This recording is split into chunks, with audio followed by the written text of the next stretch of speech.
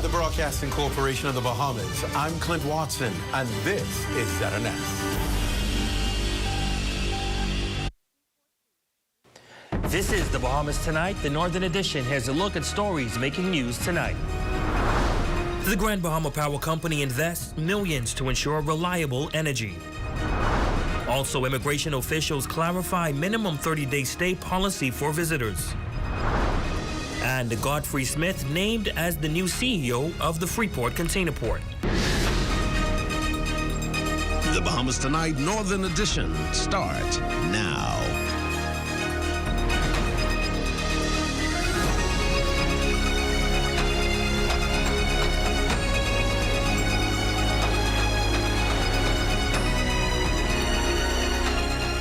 Good evening and welcome to the Bahamas Tonight, the Northern Edition. I'm Ramiko Knowles. Thanks so much for tuning in. Topping the news tonight, after months of unreliable power, the Grand Bahama Power Company engaged stakeholders throughout the island on the plans to ensure future power stability. Shalia Roll has tonight's top story.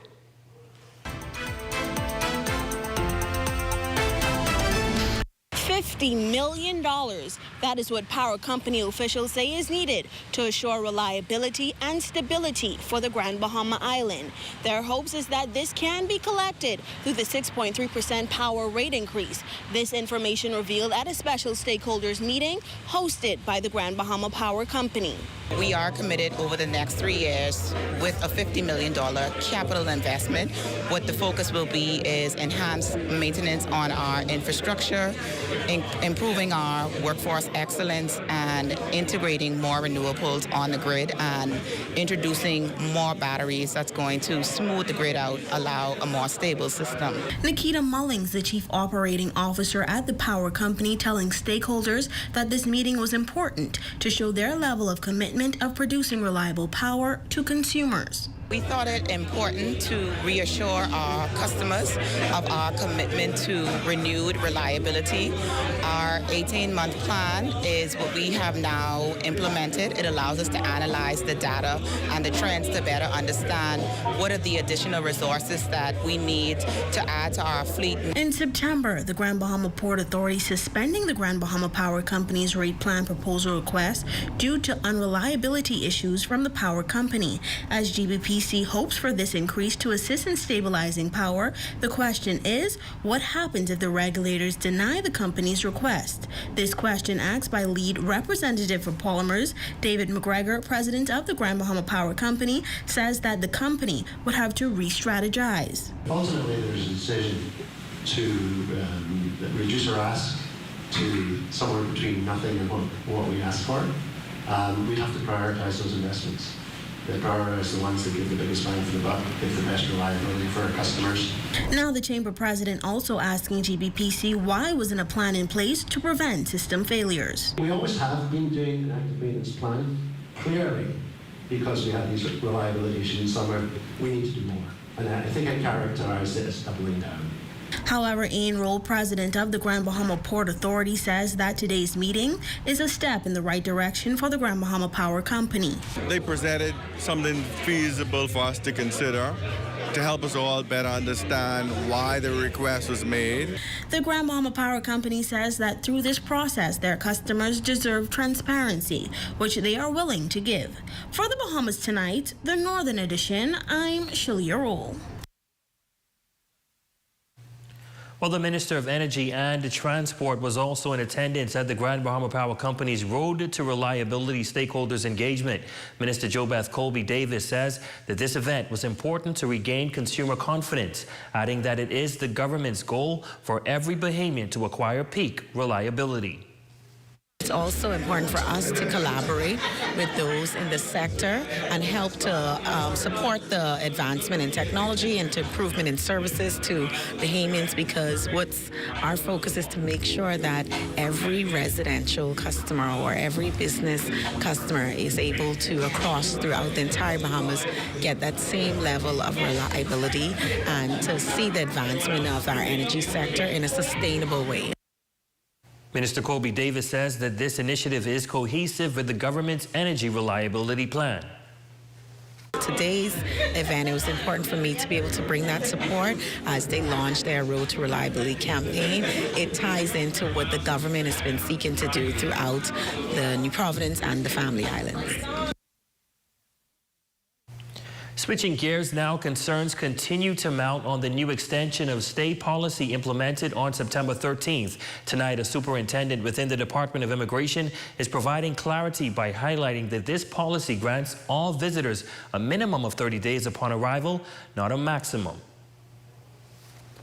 The government has not restricted tourist stay in the Bahamas to 30 days. Under the previous system, the length of stay was at the discretion of the immigration officer. However, Superintendent Sean Gordon says that visitors entering the Bahamas for vacation or leisure who meet all the entry requirements are now guaranteed at least 30 days. Visitors who are coming for any period beyond the 30 days, at the point of entry, they would advise the immigration officer on the card, the immigration card, and they would also the officer at the point of entry would then refer that party to the supervisor, which means that the supervisor now has the ability, once they would have interviewed them and they find that they meet the criteria, the supervisor has the ability to give them beyond the 30-day period. Gordon adds that approximately 70% of visitors stay less than 30 days.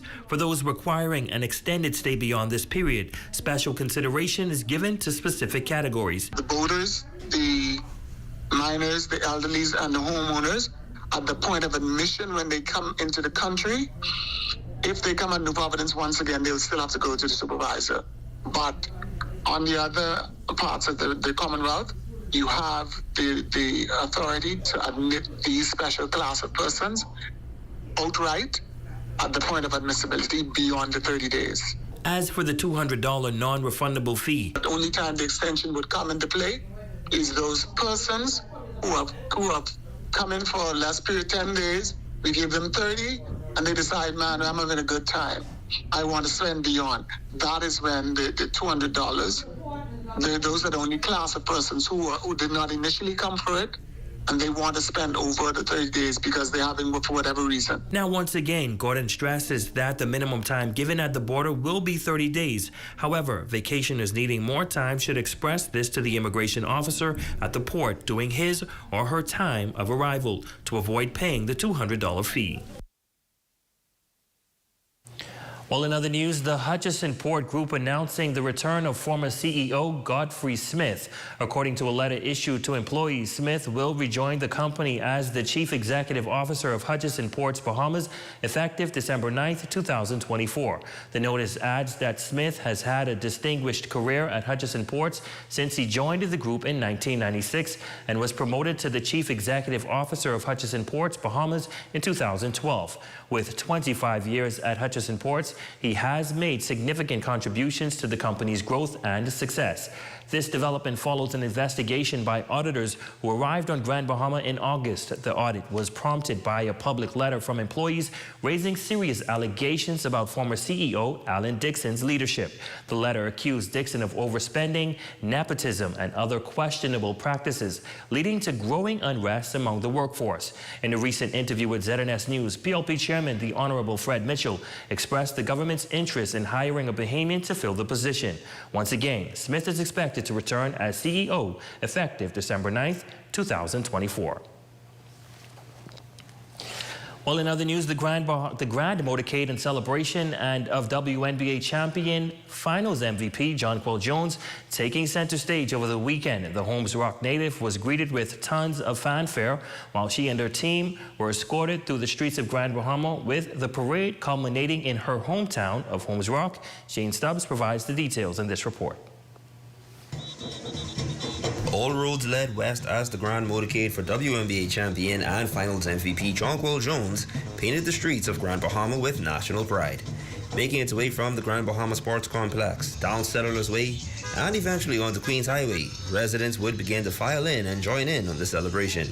The ultimate destination was Holmes Rock, but just before the caravan of flatbeds and vehicles got there, The champ's eyes, along with everyone else, bared witness to the official unveiling of the championship billboard upon entry of Bahamar Rock, courtesy of the West Grand Bahama District Council.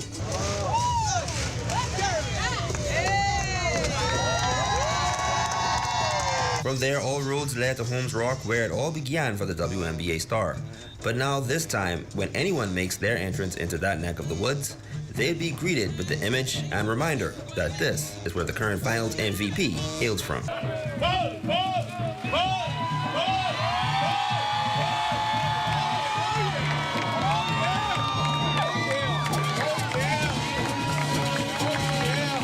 Jones was grateful for the support and the outpouring of love from those that supported her from day one. Thank you to everybody that's allowed, this moment to be possible. Obviously, my mommy and my daddy got a shout out earlier, but all thanks to them and everything that they sacrificed to allow me to be here. So I appreciate y'all so much. I love y'all so much, and thank y'all for pouring into me. Knowing the lineage of basketball players Jones comes from, Member of Parliament for West Grand Bahama and Bimini, Kingsley Smith, says her accomplishments put the Holmes Rock community in a bigger spotlight. She has been celebrated in New York, in America, until she arrived home here in Grand Bahama.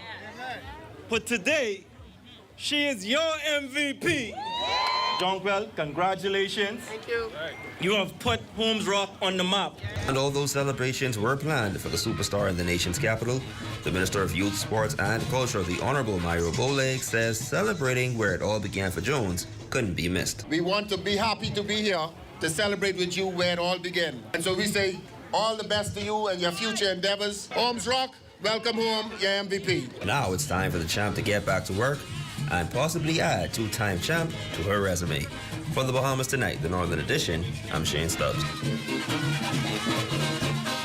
In news from the crime beat, police in Abaco say 3 adult males, 22, 21, and 20, were charged in the Abaco Magistrates Court before Magistrate Ancilla Evans in connection with an armed robbery that occurred at a business establishment in Cooperstown on Wednesday, November 13th, 2024. 22-year-old Trinico Grant pleaded guilty to receiving and was given a conditional discharge.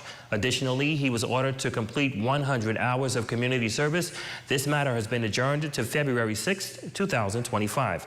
William Smith, 20, and Mikhail Ballou, 21, were charged with armed robbery. They were not required to enter a plea. Subsequently, they were remanded to the Bahamas Department of Corrections until February 2025.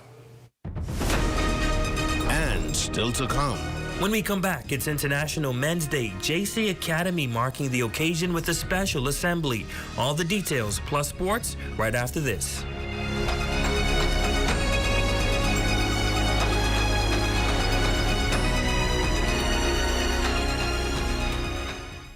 Hear that? If you listen closely, you can hear the heartbeat of a nation. That unique sound of a great country, pounding with colorful history, a rich culture, and unwavering ambition. When you look around, you recognize its pulse. The people who love to celebrate, who identify with triumph, a people who know how to be our brother's keeper. Commonwealth Bank, built by Bahamians, here for Bahamians, Bahamians helping Bahamians. Come on down and see what Dolly Madison has in store for you. Renovate and rejuvenate at Dolly Madison. Dolly Madison. Portobello's at the Grand Lacayan invites everyone to a Thanksgiving celebration. Enjoy Sunday brunch on November 24th or Thankful Thursday on November 28th with a buffet and live entertainment. For more details and reservations, call 373-1333. Do you or your business need to enhance your customer service? Well, take advantage of the Grand Bahama Port Authority's free customer service training session from November 27th through the 29th. Register online by Friday, November 22nd to secure your spot. Freeport, don't buy that ticket just yet. The biggest Black Friday event is about to come your way. November 28th, 29th, and 30th. Mark your calendars. Bahamas Liquidation and Auction Center is bringing our 3 days of blackout right to your doorstep. Thousands of items from Amazon, Home Depot, and Walmart, all at their U.S. online listed prices, freight and duty paid. It's a shopping spree like you've never seen before. Don't believe us? Bring your phone and Google it. Join us at the large warehouse on West Settlers Way next to Thompson Trading. Don't miss out. Be there or be square. your #1 team in the North. Only the sun covers the Bahamas better. Welcome back. Today is International Men's Day. One local school sought to host a special assembly not only celebrating the occasion, but advising its male students on their journey to becoming better men under the theme, The King in Me. Matthew Martinborough has more in this report.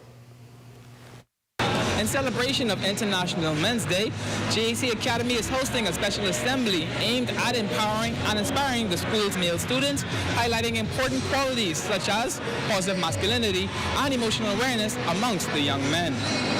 If you look around what actually is happening in the Bahamas today, especially in Nassau and the Grand Bahama, where these young men are actually going out and killing each other, that's a problem. This is literally a red flag.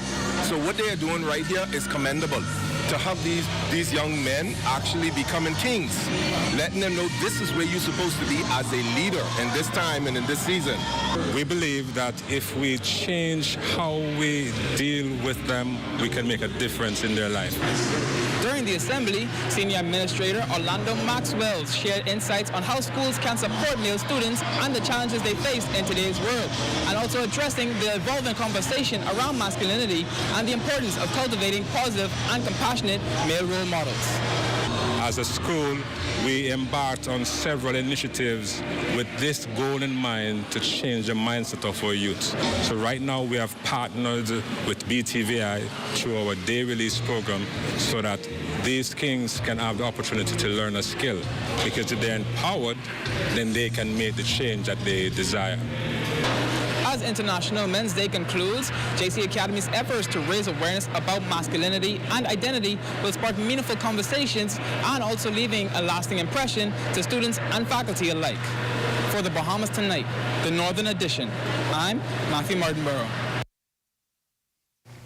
And finally, in news, the Ministry of Education's annual Religious Studies Voices of Hope speech competition, bringing together 12 schools from across the island with students from both government and private institutions competing for the title of overall winner. This year's theme, Stand Up for What Is Right. More details in this report.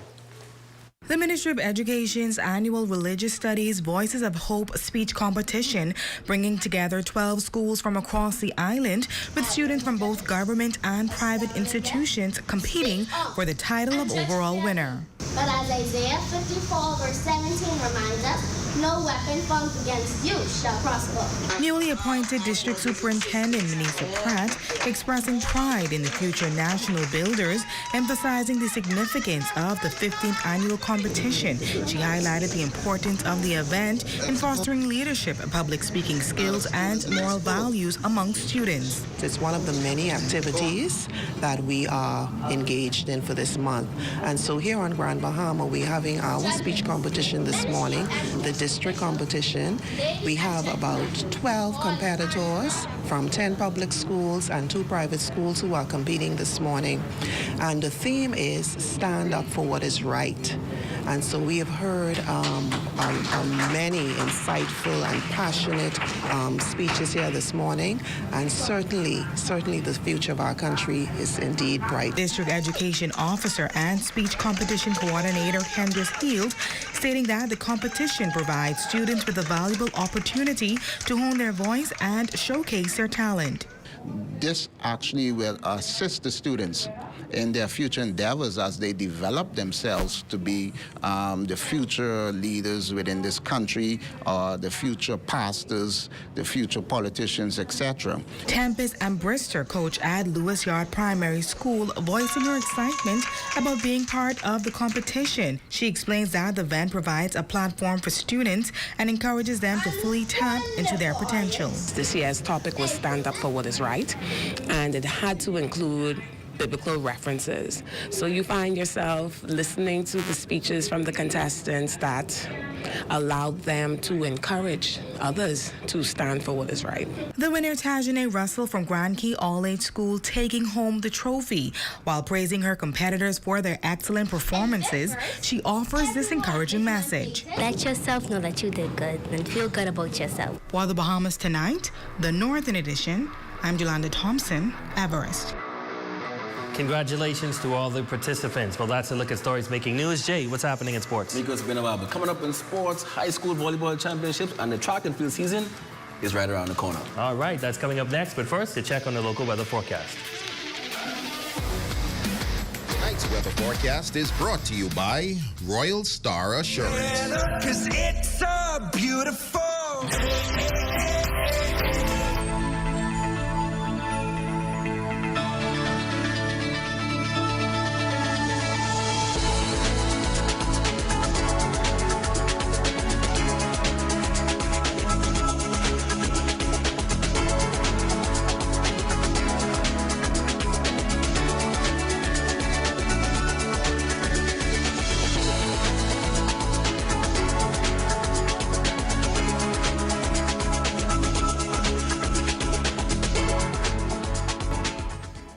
It's Football Sundays at Prop Club Beach in the Grand Lacayan. Catch all the action from 12 p.m. to 8 p.m. with happy hour deals all day. Great food, cold drinks, and your favorite teams. Call 373-1333 for more info.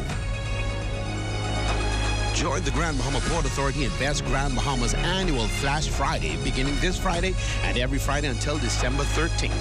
Enjoy big deals and big savings when you buy local and shop at home this holiday season. Visit the Grand Bahama Port Authority's social media page for more information. Ever heard of variety? At Hair Depot Plus, we have hair, skin, home appliances, body care, garden tools, and cleaning supplies. We are located in the LMR Mall.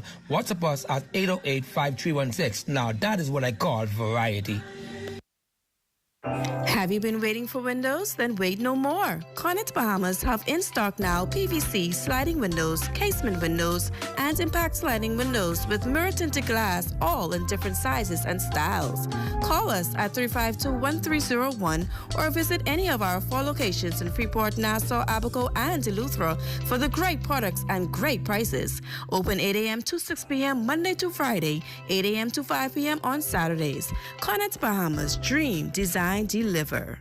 Attention Freeport! Get ready to fuel up faster with the Focal Smart Pass app. Say goodbye to long lines and hello to convenience at your fingertips. Pay at the pump and get back on the road in no time when you use the Focal Smart Pass app. Download the Focal Smart Pass app. Fuel up faster at all Freeport Oil Company service stations. Download and fuel up faster today.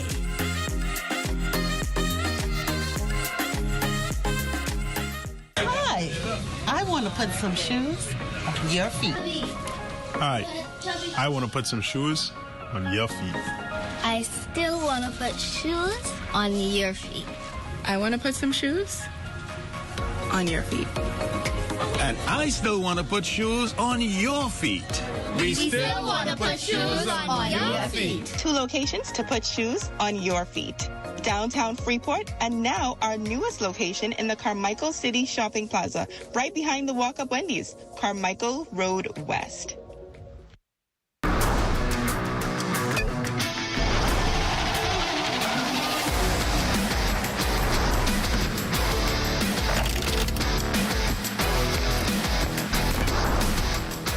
Good evening, ladies and gents. I'm Jay Philippe, and welcome to Sports. First in sports, Anglican and Catholic churches around the northern Bahamas came together to take part in the Archdeaconry track meet at the Grand Bahama Sports Complex, this year highlighting parents and coaches alike, as well as sports legend Barbara Russell. Ms. Russell still remains active in the athletic world. She spends her times as a chaperone, traveling with the Godspeed track and field team to local and international competitions. We'd also like to pay special recognition to the parents and the coaches for all their hard work that they've done thus far in making sure that our athletes get here. Next in sports, calls from the Grand Bahama Basketball Association Men's Night League. In Game 1, 2-4-2 Elite dominated Pelican Bay 82-58 for their first win of the season. Terrence Higgs was the top scorer with 24 points in the win. Malik Roll scored 18 in the loss. Now, the second game of the night was much closer, but it was Connect Shipping that pulled off the win 83-82 against the Police Enforcers in overtime. The John Wildgoose scored a team-high 24 points in the win. Travis Wildgoose had a game-high 33 points for the Police. And finally, in sports, scores from high school volleyball playoff semifinals.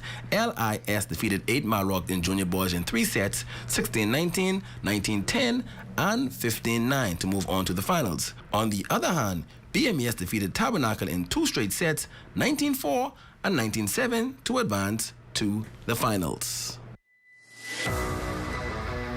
And that's your quick check on sports. Your Facebook friend of the day is next. I'm Jay Philippe. As always, be blessed.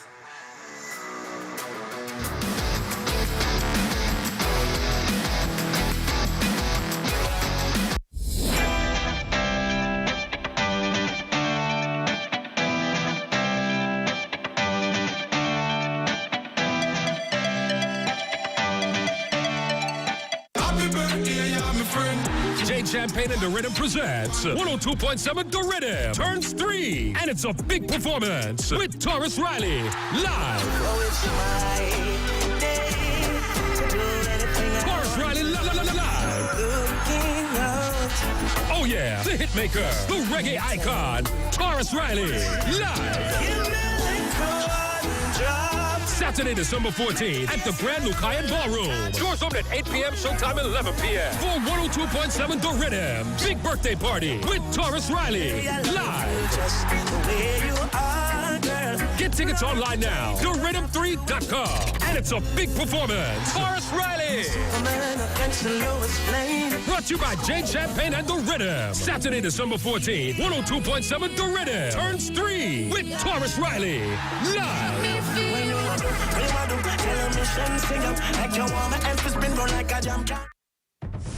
It's happy hour at Prop Club Beach in the Grand Lucayan. Join them every Friday and Saturday from 5 p.m. to 7 p.m. for great food and drinks. Open Monday to Thursday, 10 a.m. to 6 p.m. and until midnight on Fridays and Saturdays. Don't miss out. Island Dreams Productions presents The Affair, a thrilling show coming to the Regency Theater Saturday, November 23rd at 8 p.m. and Sunday, November 24th at 4 p.m. Get your tickets now, $40 in advance or $50 at the door. We're in Ryland having a good old time.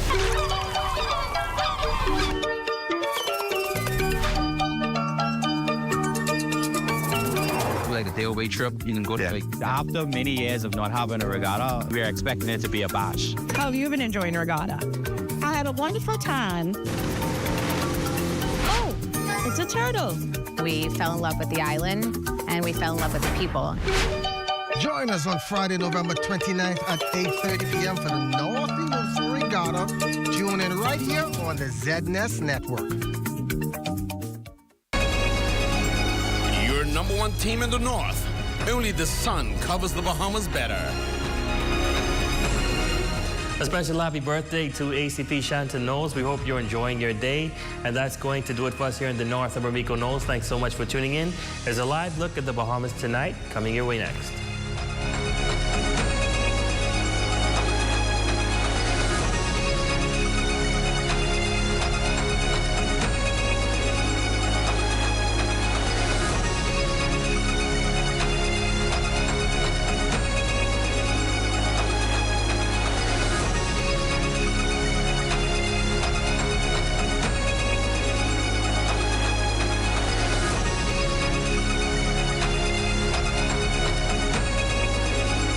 Business owners, are you ready to elevate your success? Join us for the 3rd episode of the SBDC's Business Blueprint. This time we're tackling how to navigate uncertainty, strategies for resilience with our expert guest, Dr. Leo Rowe. Learn how Bahamian businesses can thrive in the face of economic fluctuations, global market shifts, and local policy changes. Dr. Rowe will share essential strategies to help you stay competitive and grow no matter the challenges encountered.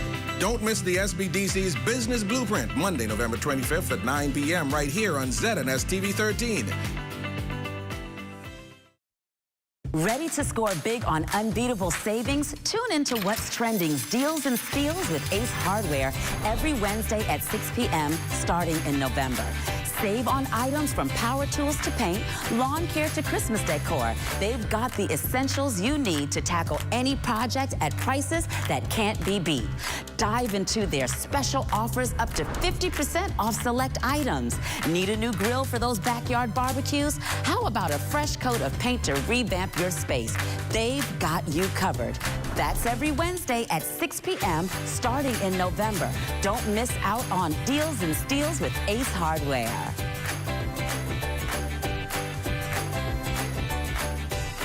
This is brought to you by BTC. For the fastest speed internet, get BTC Fiber. Sign up for a fiber bundle and get a $500 Visa gift card. Visit a retail store to sign up today.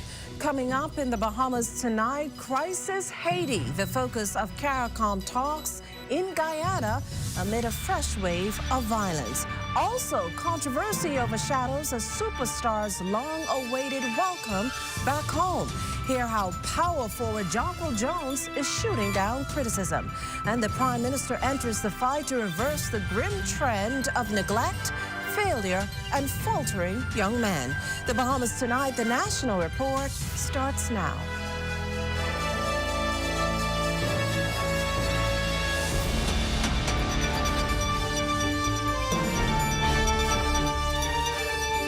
Good evening, everyone, and welcome to the broadcast. Regional leaders meeting in Guyana this week. Their focus, the turmoil engulfing Haiti. Prime Minister the Honorable Philip Davis among the leaders at this emergency summit. And ahead of making the trip, he provided an update to reporters on both Haiti and that damning report about guns entering this country illegally. Here's Corvell Pyfrom with the story. Prime Minister Davis heads to Guyana to meet with his regional partners to discuss Haiti as that island nation slips further into bedlam. Do you regional leaders believe that the Kenyan-led mission in Haiti is failing? It is not failing. The challenge is being able to resource them properly. The situation in Haiti appears to be plummeting by the day. Reports today are that state security, aided by armed residents, killed as many as 28 gang members in the latest clashes in its capital, Port-au-Prince. There are also reports that the upscale suburb of Pétionville, which overlooks the capital, is being targeted by gangs as they continue their efforts to topple the Haitian government. This latest violence comes just a week after the Haitian government collapsed amid the ousting of its interim prime minister.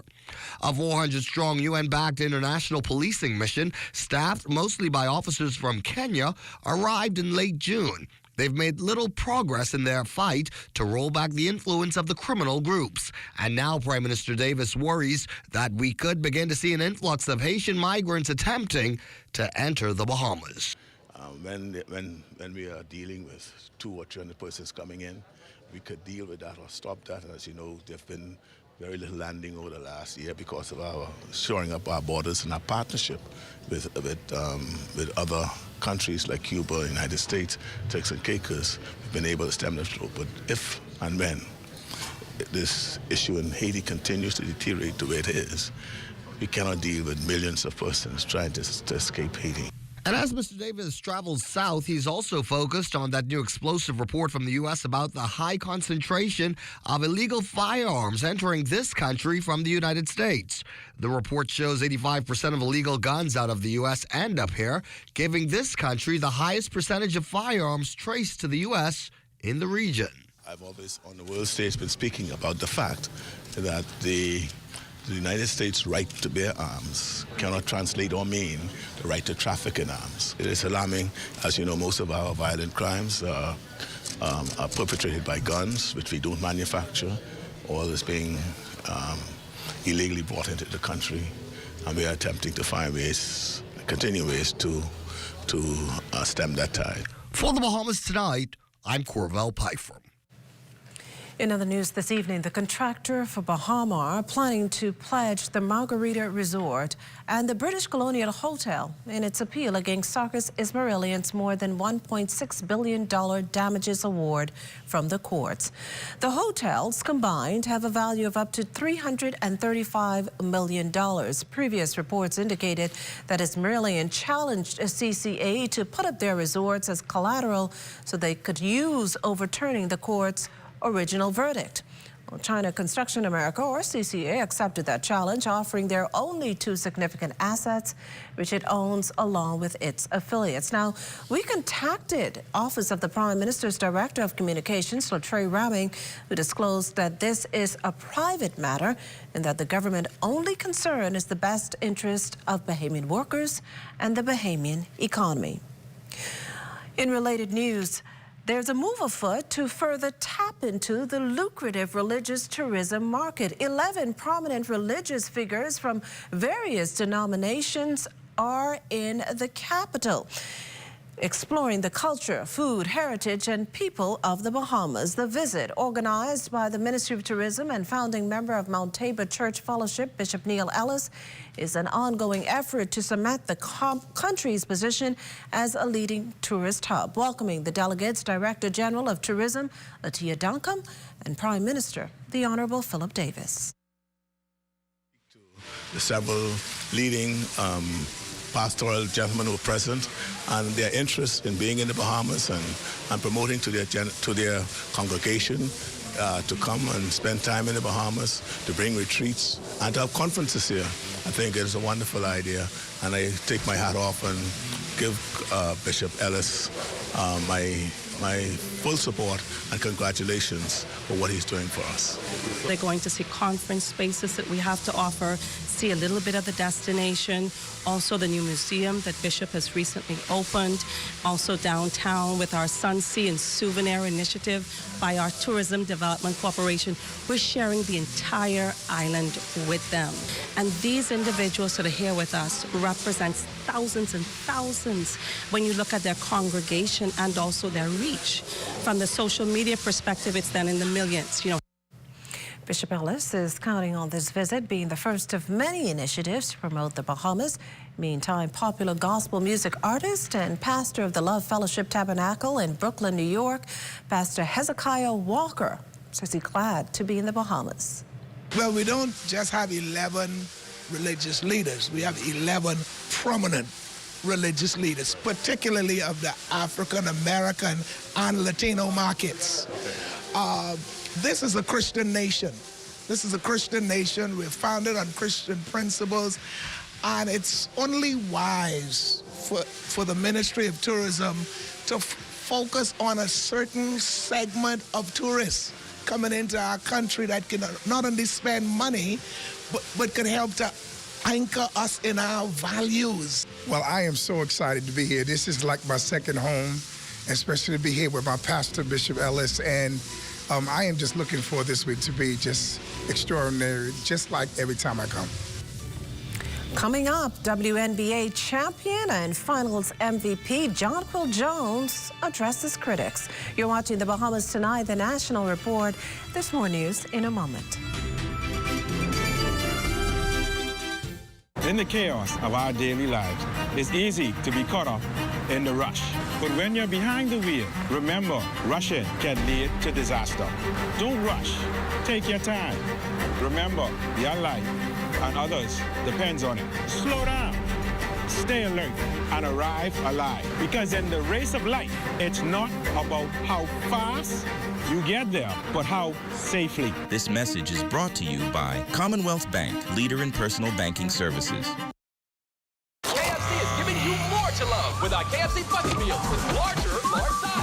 Get the KFC Family Bucket featuring 8 pieces of juicy chicken, family fries, and 4 biscuits that feeds 4. A KFC Deluxe Bucket with 10 pieces of delicious chicken, 2 larger sides, and 4 biscuits that feeds 4 to 6. Or a KFC Party Bucket with 15 pieces of our chicken, 3 larger sides, and 6 biscuits that feeds 6. And we'll handle the dishes, plates, and utensils included, so you can lick your fingers and reach. KFC knows value, and it's finger licking good. This Christmas, stay connected through all the family traditions.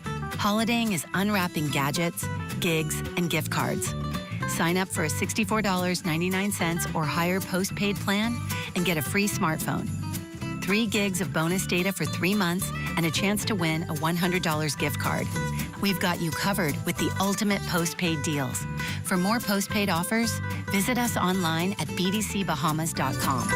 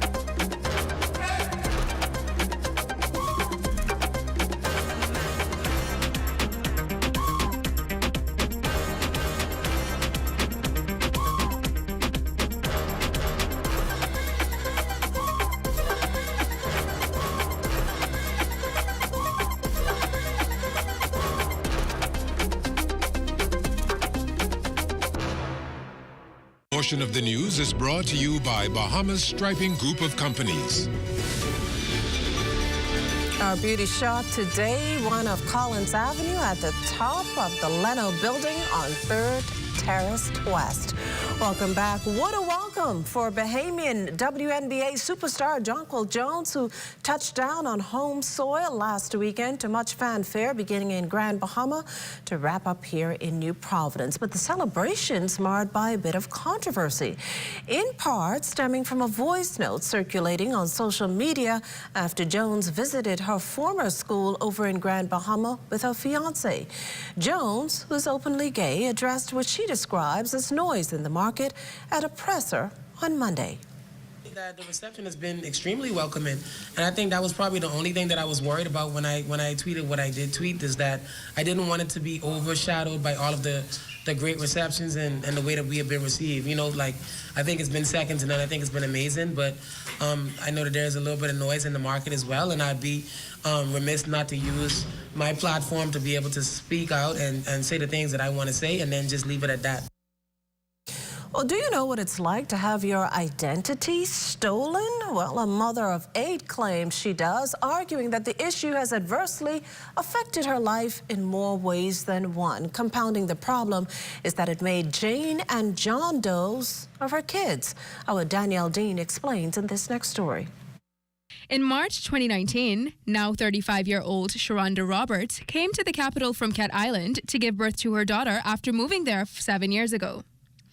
According to Roberts, during an attempt to register the newborn 2 weeks later, she and the father were shocked to find out from a Registrar General representative that her marital status was listed as married. So she showed me the marriage license and asked me if I knew the gentleman on it. And I said, no, I didn't. Even the signature on the marriage license was not mine.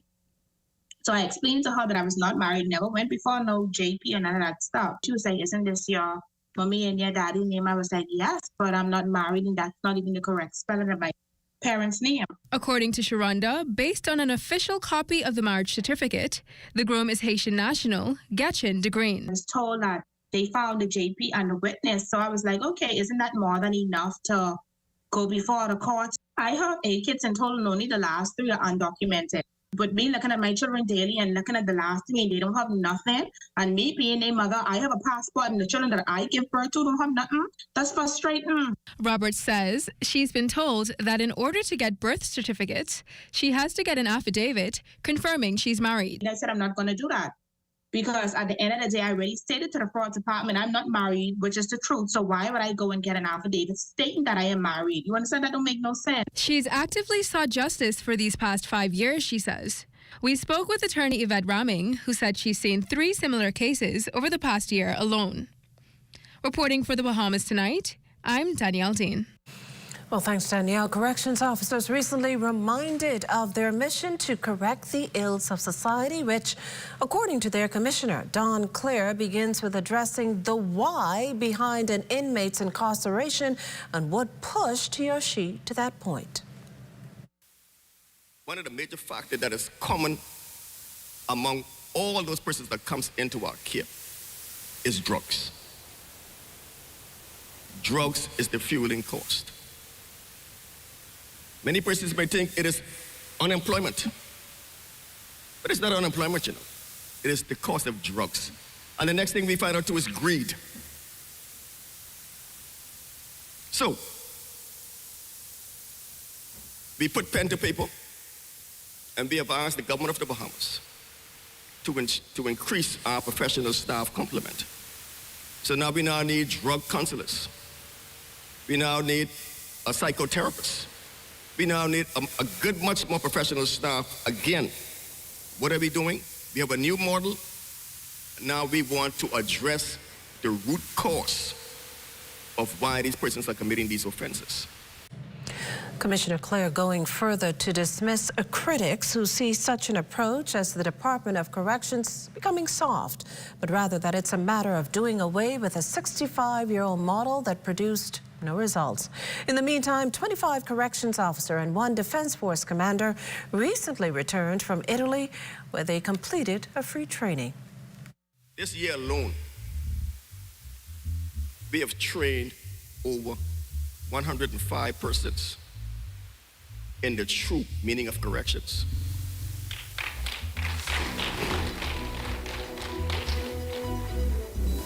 And based on our strategic plan 2024, our goal was to do 100. So we have exceeded our goal by 5 officers. And come January, we are about to send a whole group to Canada for training. Folks, don't let nobody fool you. The Bahamians knows nothing but corrections. We have to seek international assistance. And that's what we're gonna do. That's what we are doing. And nothing is wrong with it. This portion of the news is brought to you by Folk Call Smart Pass, the smart way to pay at the pump.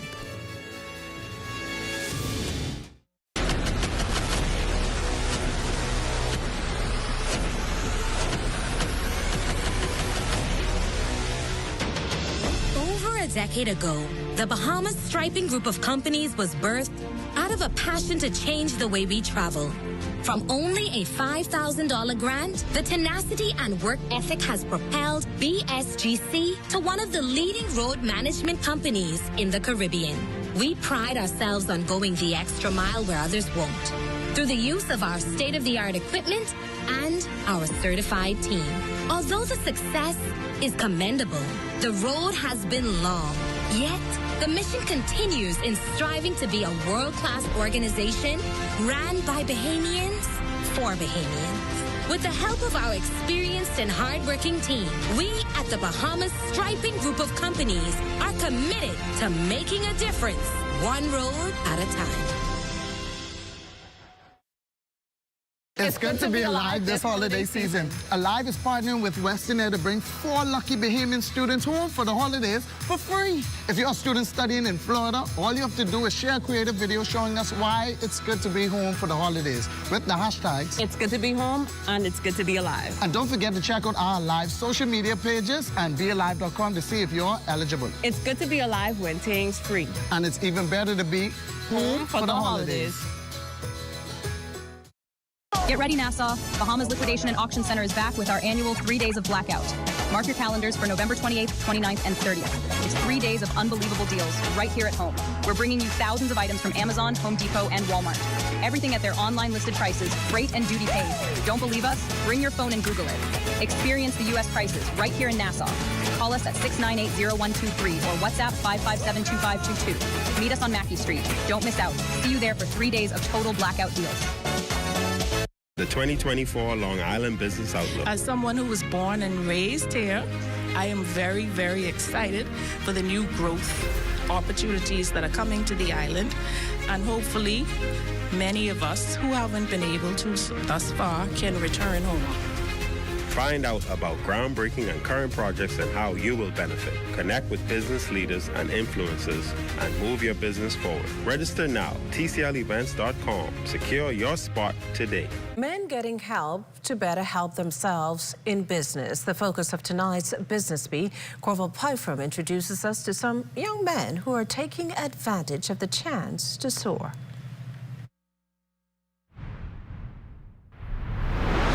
Charles Moss, Tristan Hanna, and Ashton Clear are all small business owners looking to expand. Therefore, they've jumped at the opportunity to earn funding through the Small Business Development Center's Men in Business initiative. We do Spanish roof, driveways, walls, any type of structure, building structures in the Bahamas. Safe Point Specialist is a security company. I started this company in my college dorm room last year. And what it has grown to now is actually pretty amazing. My company is essentially the Bahamian version following the concept of Build-A-Bear. So we bring that concept to the Bahamas where we inspire community, creativity, and culture. The 5-week program launched in late September was born out of an abundance of need. Many men in business are in need of help. Many don't know where to look for it. Finding this program, these 3 young entrepreneurs believe will propel their businesses to new heights. With this also, we network with other young men and a lot of other young men who have businesses as well. For me, in Safe Point, this grant will go a long way in terms of product supply, as we are growing steadily, and this grant would be amazing for us. One of the things I hope to gain from this experience is capital. I think capital is so crucial for young men. It's so hard to find those resources for people to grow, and that's one of the main things that you need to grow a business. These three young men, 31, 22, and 23 respectively, all highly recommend this initiative. I feel as if, it's a good initiative. We could actually be spread through the islands even more. Well, first off, it gives us not only entrepreneurs hope, but it gives man entrepreneurs hope. And so I'm grateful for the SBDC for providing avenues and programs like this for young men like myself. In just a few days, Charles, Tristan, Ashton, and the other nearly 200 applicants in the program will learn whether they will receive as much as $10,000 in grant funding. On the Business Beat, I'm Corvell Pye from Well, the Men in Business initiative launched back in late September by the Small Business Development Center is winding down. The more than 200 applicants continuing the steps towards obtaining grant funding to help their small and developing businesses. Today, those applicants participated in an Empower Men Forum at the Margaritaville Resort, receiving mentoring and business advice from other male professionals. Executive Director of the SBDC, Samantha Roll, says this step process is just among the highlights of the 5-week program. Because we have men helping to mentor other men throughout this program. Another great success is that we're able to allow for grant funding for those who have journeyed through this program and who have applied for the grant funding. We are awarding up to $10,000 per applicant. The man also getting a pep talk this morning from Prime Minister the Honourable Philip Davis, who reminded that even though we see a lot of negativity regarding men in society, all is far from lost. The numbers may speak of failure, may speak of decline, of a generation slipping through our fingers. But I refuse to accept that story as the final word. No trend, no statistic, no grim forecast is stronger than the will of determined men who choose to stand together and say, enough. Well, it's about that time to check in with Jiminita and Marcellus, who joins us live to give us a sneak peek of what's coming up in Access Now. Guys? Well, Magishla, we're talking International Men's Day. We're going to celebrate people like Marcellus. Maybe you'll think about it. I like that. All right. It's our day. Yes, it's all about you and the others, Marcellus. So hip, hip, hooray to all the men out there. Stay with us. Our feature story is up next. Is the Little Caesars Stuffed Crust Pizza. Get more pizza for less money. Only $12. It's a whole new level of pizza with cheese stuffed crust so spectacular that there's nothing left. Pizza. A delicious pepperoni pizza with the crust stuffed with lots of cheese and brushed with butter and garlic flavor and sprinkled with Parmesan cheese. Hot and ready Thursday to Saturday between 4 and 8 for only $12. Simply irresistible. And only at Little Caesars. Pizza. Oh, this ain't making no sense, man. How people making it out there, Dred? If you want to stop living paycheck to paycheck, you gotta learn how to budget. First, write down all of your income. Then, list out all of your expenses. And don't forget to save. Stop throwing away money. Put something aside for savings. And get this, government savings bonds can safely grow your money. So start budgeting, save your coins, and invest smart. Financial independence, wait. Financial independence, wait. Learn how to invest in government savings bonds on the Central Bank of the Bahamas website. In the Bahamas, island time is real. The history of Morris Lumber Company, established in 1945, is etched into the fabric of this proud island nation. It's a story that deserves to be celebrated in full color, and that's where we come in. Morris, the paint place, has been bringing color and vitality to homes and businesses across the Bahamas. Here, color is more than just a hue, it's a symbol of life. Together, we can paint a brighter future. People are going crazy for Popeyes around the world. Some have camped out for hours just to try our delicious chicken. This guy stocked up on 300 crunchy, juicy chicken sandwiches, just in case. And these lovebirds celebrated their wedding with the Popeyes cake. For real. We get it, y'all chicken lovers. Because we're just as crazy to marinate our chicken for 12 hours and make every piece by hand. That crazy love, we love. Love that chicken from Popeyes. Today, International Men's Day, time set aside to celebrate and uplift all men. It's with that in mind that the Men's Desk Department of Gender and Family Affairs today held a special symposium aimed at addressing the best ways to empower men to make a difference. Felicity Darville was there. What is the measure of a man? Men heard today that no matter who you are or where you are from, a man who is doing his best and being his best is a man of good measure. Minister of Social Services, Information and Broadcasting, the Honorable Miles LaRota, said his ministry has a series of initiatives to uplift men. Our vision for the Bahamas is to bring men together, to provide the support and encouragement needed to achieve their fullest potential. We are laying the foundation for a comprehensive framework, a network of organizations committed to the holistic growth and empowerment of all males. To that man that may be searching for direction, we stand with you. Our goal is to reach men in the workforce, our elderly men who still have wisdom to share, and boys in our schools. We want to create spaces for boys and men to become agents of change. We want to ensure that no man is left behind. The day involved a series of speakers, including Assistant Commissioner of Police Damian Robinson, Dr. H. Cheyenne Williams, Commander Delvon Duncombe, Chadwick James II, and his father, Bishop Chadwick James, head of the Men's Desk. I want to encourage men of the Bahamas, all of the visions that you have, let's get in a setting where we can pull that vision up, where we can give birth to the visions that we have. No vision is a crazy vision. We just need to have it hewn and corrected and bring it together. Let's put it together. Let's come together, making this idea in your head from the Men's Desk. Let's bring that idea to fruition so that we can have a difference in our nation. This International Men's Day, reach out to the men in your lives. Let them know that you see them, love them, and respect them. In light of our social ills, crime statistics, health issues, and the economy, we need our men to show up and stand up now more than ever. For the Bahamas Tonight, I'm Felicity Darville. Well, some really great advice there, Felicity, but that does it for the National Report. But stay close. The Bahamas Tonight continues with Access Now. Good to grow, keeping you in the know, keeping you in the know. God, it's good enough to eat, then it's good to grow. It's good enough to eat, then it's good to grow. Bahamian fishers were treated to an evening of glitz and glamour as they were honored for their hard work this past Saturday at the inaugural Anchor Award ceremony at the Bahamar Resort.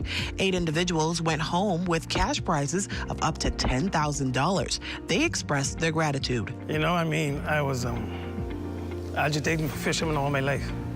And no one knew I was going to pay off like this, but I'm happy. It's awesome knowing that I come from the family island and made it here, and to win is just an honor. Well, I mean, first of all, it was a pleasant surprise and a shock. And it's nice to know it's appreciated. It's a pleasure, you know. I mean, at least I know that, you know, I'm actually recognized out there and known by a lot of people in the community. Well, I would say after being on the advisory board from 1996, you know, I think it's a nice thing to do for the fishermen. I'm very honored, by the way, and humbled. It feels overwhelming, and it's about time. Fishermen are honored. Guests were treated to an exhilarating musical performance by Bahamian rake and scrape sensation D-Mac alongside the Royal Bahamas Defense Force Band, leaving the audience dancing and celebrating well into the night. Say, don't you know that? Oh, yeah, say. I see you, Montez. Good for the rat. It's good for the cat. And you know, Jarwell.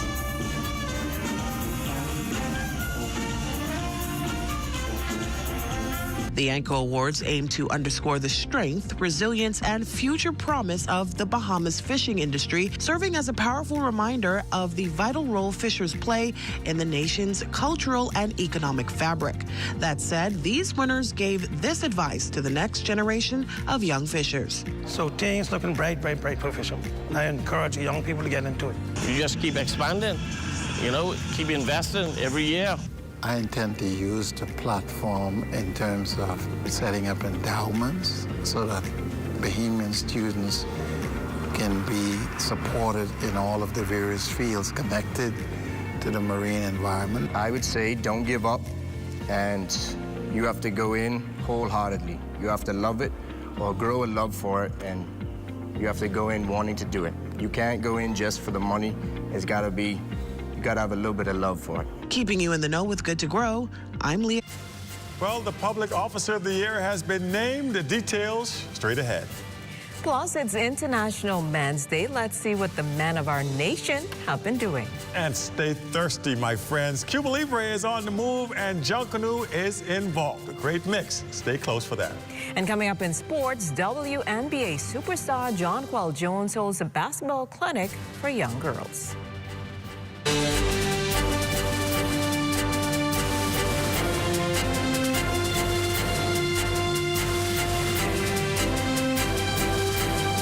Tonight Access Now starts now. And good evening, everybody. I'm Marcellus Hall. And I'm Jiminita Swain. Welcome to the Bahamas Tonight Access Now. Well, night number 2 for you, Jimmy. How's it going? All is well. I'm looking forward to the rest of the week, Marcellus. All right, good stuff. Well, let's dive right into the news for you this evening. Assistant Superintendent Kendra Wallace-Wims is the recent recipient of the Public Service Officer of the Year Award. She's also Officer of the Year for the Ministry of National Security, and get this, the Royal Bahamas Police Force as well. Reflecting on her achievements today, Officer Wims speaks on the importance of excellent customer service. You have to serve with excellence. Whatever client that comes in your office that you may meet along the way, you have to ensure that you serve those clients with dignity, trust, and respect at all times. Not even a dull day with that. Because when persons come in the office, they need assistance. And sometimes we are the last resource. So if persons in public service would understand that, to be more service-oriented, this Bahamas would be such a better place. Officer Wims is head of the Domestic Violence Task Force. With the prevalence of violence now going up against women and children, she called on parents to focus on nurturing young boys to become outstanding men. It starts from the home system, especially when it comes to young men growing up in the home.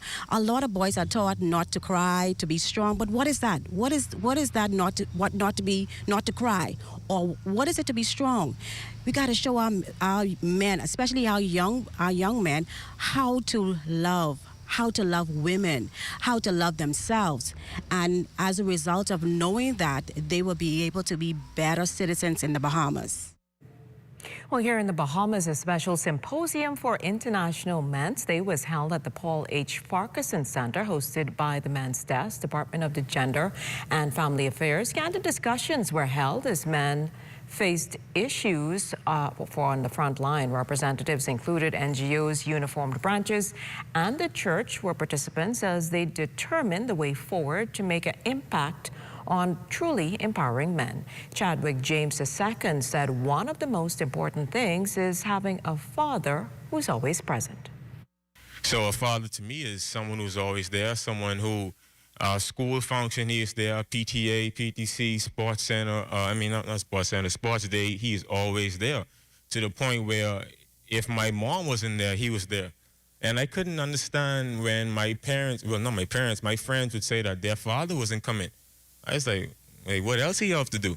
Because I didn't, in my mind back then, I didn't know that everyone's father ain't like my father. They don't think like my father. They don't, work his job. So when I saw him, I said, Dad, like why their fathers don't show up to all these meetings like you? He just said, I don't know. So when he did that, I now see, now that I have my daughter here, Officer Michael Seeley of the Royal Bahamas Defense Force agrees that a father's impact is a lasting one. He shared words of wisdom from his father that he will take with him all his life. Once a job has begun, never leave it till it's done. Be no matter great or small, do it well or don't do it at all. That stood with me. Well, men are gathered in Rawson Square this hour as International Men's Day celebrations continue. And happy International Day to you as well. I tell you what, moving right into our next story, Jimmy, the Cuba Libre has now been giving back and spreading cheer to members of the local Junkanno community. Several A-category Junkanno groups receiving 120 cases of the popular Cuba Libre libations, while those in the B category received half a pallet. The initiative, dubbed Warm the Shacks, symbolizes the company's appreciation and unwavering support for the Junkanno community. Director of Cuba Libre is Gavin Christie. As a young kid in Government High, my brothers, Percy Christie, Perry Christie, our family grew up with the Valley Boys, and the Valley Boys grew up with us. And so I've always loved Junkanno. I've always participated in Junkanno, and I've always been around the shacks. And shacks, it's long hours toiling in the shacks.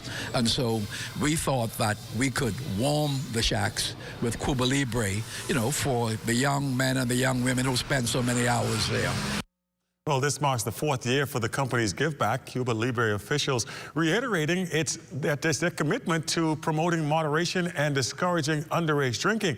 They're hoping Junkanno leaders would ensure beverages are consumed responsibly. In the Valley Boys, we've always tried to control the use of alcohol because it's a sport, really. You have to. I mean, you really have to be in some kind of decent physical condition. To beat a drum, shake a cowbell, or dance. I used to be one of the best dancers. I don't know if I am anymore. And can you imagine? You have to be able to prance and dance all through Bay Street. And so. Because of that, we always tried to control, well, guys, control your alcohol intake because, you got to be ready for this. Well, still to come, the funny man is in the house tonight. Naughty has been a comedian for some 27 years. His journey is coming up right after the break. Keep it locked.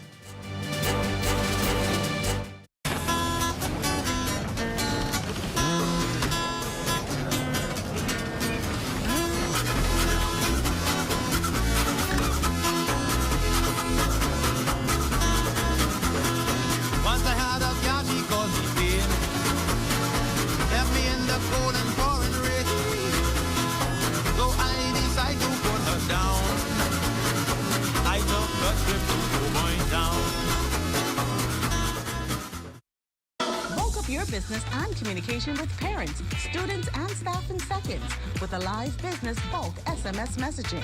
This is the perfect tool to keep you connected and easily send important updates, event reminders, and emergency alerts. Keep your campus informed and connected with bulk SMS messaging from a live business. The right choice for fast, reliable communication. For more information, contact the experts. Janae's Christmas Wonderland with the best selection and prices in town is open under the Big Tent. Get 20 to 50% off selected Christmas decorations. Restrictions apply. Trees in pink, frosted green or white in a variety of sizes up to 15 feet. LED and laser lights, tree ornaments, lighted angels and Santa tree toppers. Bright, unique and lively colored Christmas balls, garlands, wreaths, ribbons, bows, snowflakes, puffs and blankets and much more. Add flowers, picks and decorative mesh to brighten up your home or office this holiday season. And don't forget the toys at Janae's Chesapeake Road. Follow us on Facebook and Instagram. WhatsApp 817-3295. And welcome back. You're looking at a shot of the Palmdale area, otherwise known as Centerville, home of the Valley Boys Junkanno Group. And before I get carried away thinking about the sounds of goatskin drums and cowbells, let's turn things over to Jimmy and the Family Island News. Family Island News is brought to you by Commonwealth Brewery Limited. Well, Long Island dominated the ANCO Awards this weekend, showing the crowded Bahamar Convention Center what it means to be Long Island strong. The ANCO Awards pays homage to the dedication, hard work, and passion of our nation's fishing legends. Among the honorees were Long Island's Keith Carroll, who received the Lifetime Achievement Award along with $10,000 and a Royal Caribbean cruise. Another Long Islander, Emil Knowles, was named the Commercial Fisher of the Year, while Grand Bahamas' Omiko Glinton won Sports Fisher of the Year. Sean Leeden of Central Andros won Flats Fisher of the Year, and New Providence's Lofton Culmer, who was awarded the Minister's Choice Award. Both Leeden and Culmer also took home $10,000 prizes. Congratulations to all the honorees from us here at Access Now. Marcellus? All right, thanks, Jimmy. Well, indeed, the funny man is here with us for the first time on Access Now. Naughty, welcome to the newscast. We call him Naughty. I call him my friend. But tell you what, no shade or anything, but I know you've been around for a while. Tell us how many years you've been making people laugh, man. 27. Good to be here, Marcel. It's always a pleasure to chop it up with you on any occasion, any platform. And of course, I've been blessed to be doing this for 27 years. Wow, that's pretty long. May 10th of 2025, Lord spare life, will be 28 years doing it. And, you know, like Spike Lee says, when you get a chance to make a living doing what you love, you win. So I'm actually been winning. So I appreciate it, thank God. Yeah, yes, indeed, yes, indeed. How'd you get started in comedy, man? How'd that all get rolling? Well, that's a long story. Let me try to make it as short as I can. When I first started, I was at Merv Griffin. And that was Resorts International. That became Atlantis. From Atlantis, I left Atlantis after they opened, went to Breezes, because Breezes opened, and I had a great opportunity down there. So I was hosting a lot of shows in the entertainment department, you know, guest coordination, group events. And Richard Bethel used to come down on Monday night, Lord bless his dad. He was one of the owners of Joke as well. And I'd introduced the comics, and he was like, you should be doing stand-up comedy. And this went on for years and years, like about 8 years. Yeah. And then finally there was an opportunity at the club, and he came in one night and was like, look, are you going to take this opportunity or not? And just, it was, you know, the stars lined up. Somebody whispered in my ear, I guess it was God, and hey, okay, I'll try it. And the rest is history. First night I did like 9 minutes. It was the most nervous 9 minutes of my life. But when I came off stage, I knew that there and then, okay, this is what I want, this is what I want to do. Wow. So not only did I pursue it as a career, I pursued it as an art form as well, because that's what it is. And you got to find out the roots and the history. It dates all the way back to vaudeville. And it's early roots, you know, from there to where we are. So, you know, because you want to be a complete comedian. And if you want to do it to make a living, that's what you got to do. And unfortunately and fortunately, I perform for tourists every night. So I got to be topical. I have to be aware, and I have to know, you know, about them. And at the same time, it's a blessing, because instead of going on the road comes to me. Yeah, that's I'm at good Joker's stuff. Wild. It's a great club, a great opportunity at the Atlantis, so it works out. Speaking of Joker's Wild, tell us a little bit. What's a lot of people forgot about Joker's Wild. I don't know how that happened, but it's Tuesday through Sunday, every night of the week. Doors open at 8:15. Showtime is 9 sharp. We have international touring comedians from your favorites, from HBO, Def Comedy Jam, Comedy Central, XM Satellite Radio. So they're here. You're familiar with a lot of the names. And we have a great 2-for-1 price on locals. So if you're local, come out and take advantage of the 2-for-1. It sounds pretty good to me. You all know about Love Fest, Laugh Fest 2025 coming up. Tell us a little bit more about that. All I can say at this time is your cries have been answered. We had a great run with Laugh Fest and Love Fest. The pandemic kind of threw a kink into things. And people have been calling consistently, because you got to think that we did Laugh Fest and we did 13 editions of that in a row, 13 years in a row, sold out shows. Then we brought on Love Fest because somebody wanted, you know, Valentine. Hey, let's do something Valentine. So we did about 12 of them.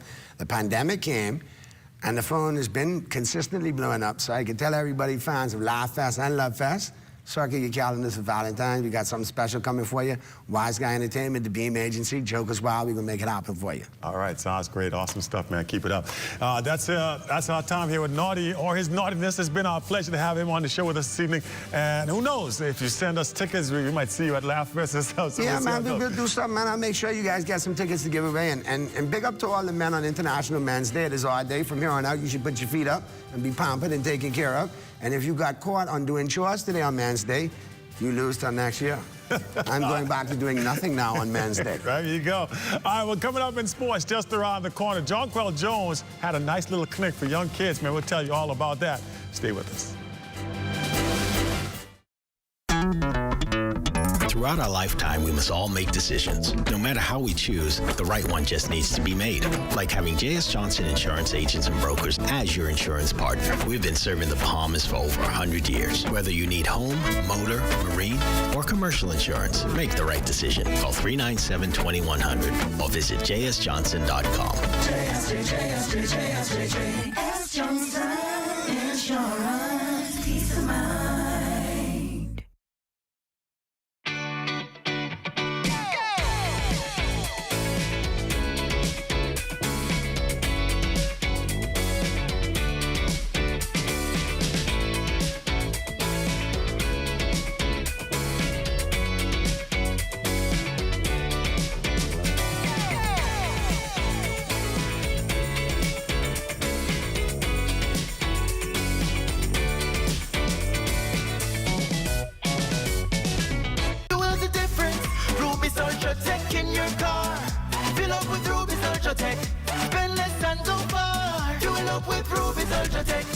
Get the most out every ride. Just watch your car perform with the best fuel inside. Fuel up with confidence in every mile. Get Ruby Ultra Tech in your tank and drive with a smile.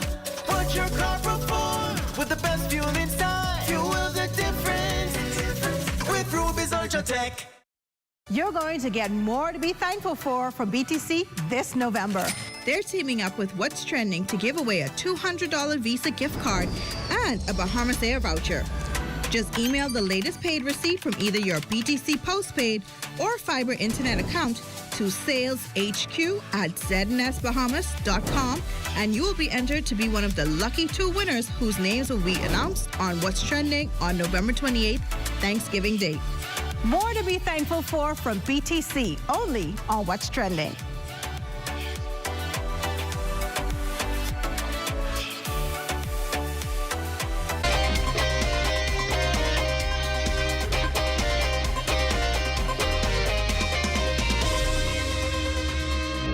Welcome to your ZNS Total Sports Check here on a Tuesday, everybody. I'm Marcellus All. Make it career victory 200 for Grand Bahama native coach Jolette McPhee-McEwen. She and her Ole Miss Lady Rebels back in action last night, taking on Jackson State. 16th ranked Ole Miss rolling their way here to an easy win, 74-44. Ends up being your final score. Lady Rebels now 3-1 on the season. They head to Nassau. They'll compete at the Bahama Hoops Tournament beginning on Monday when they play Boston College. NBISS Girls Softball Best of 3 Championships getting started on Monday at the Freedom Farm Field. Starting with the junior girls here, QC Comets. They jumped out to a 6-0 lead on St. Augustine's College. Big Red Machine before holding on to win 13-7. They take a 1-0 lead in that series. On the senior girls side of things, Comets again getting the better of SAC, this time in a close one, 7-6. Both series now set to continue on Wednesday. And guess what? That's a check on sports for you here on this Tuesday. Of course, our Tuesday weather forecast is just around the corner. Stay with us.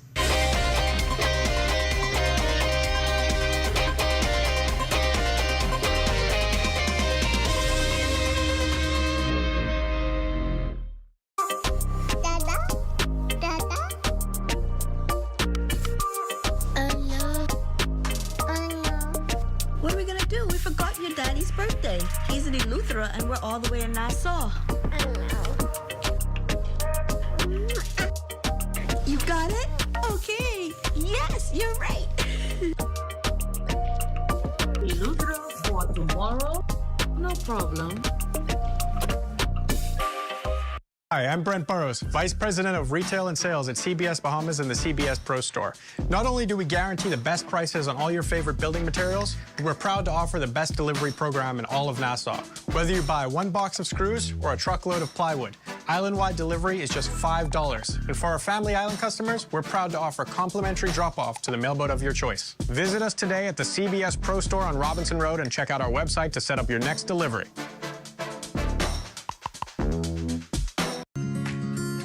Our company offers a simple philosophy, open hands. What do open hands mean? If you keep your hands closed, nothing comes in, nothing goes out.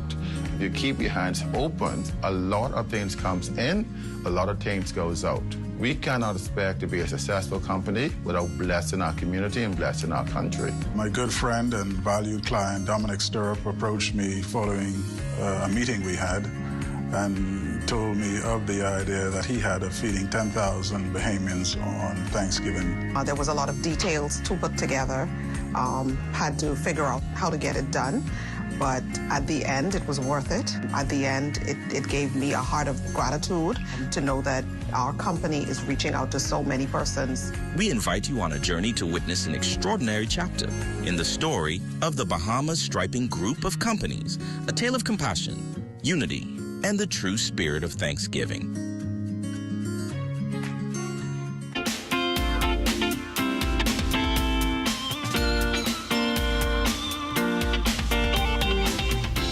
It's time now for your access weather forecast, and we still have that dry conditions across the 700 islands, but that will be short-lived. Reason being, we have this frontal boundary with lots of showers and thunderstorms associated with it. It's on the way. We'll get in here sometime early Thursday afternoon, and that will lead to a nice chill down over the weekend.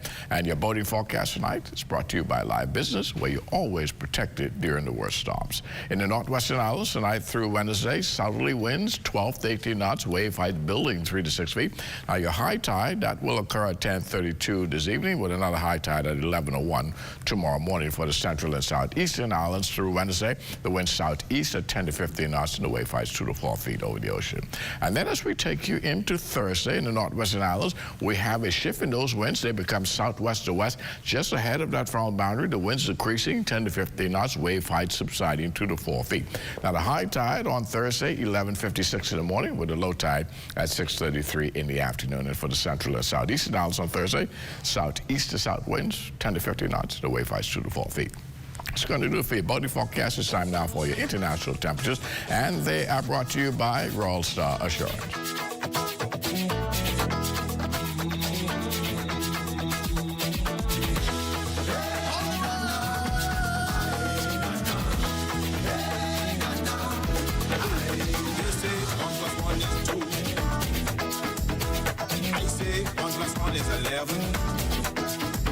They say we living in a dark, dark world, but I tell them, say, all good don't go to heaven.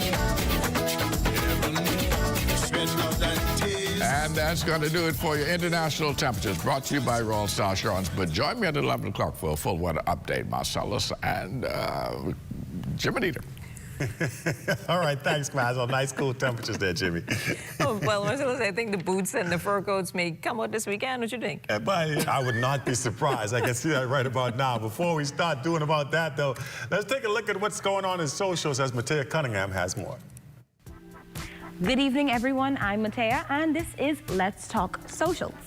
Have you ever scrolled through your feed and thought, wow, everything looks so perfect? From the perfectly curated flat lays to the dreamy golden hour shots, there's no denying that the aesthetic vibe is strong on social media. But here's the big question. Is all of this aesthetic realism, well, real? Content creators have become obsessed with crafting the ultimate aesthetic. It's about making life look effortless, dreamy, and picture perfect. But how realistic is that? Let's be honest, no one's life is a constant pastel-toned picnic. The truth is, what we're seeing is often highly edited, highly curated versions of reality. Aesthetic content isn't necessarily bad, but it can blur the lines between authenticity and performance. For creators, this obsession with aesthetic realism can be exhausting.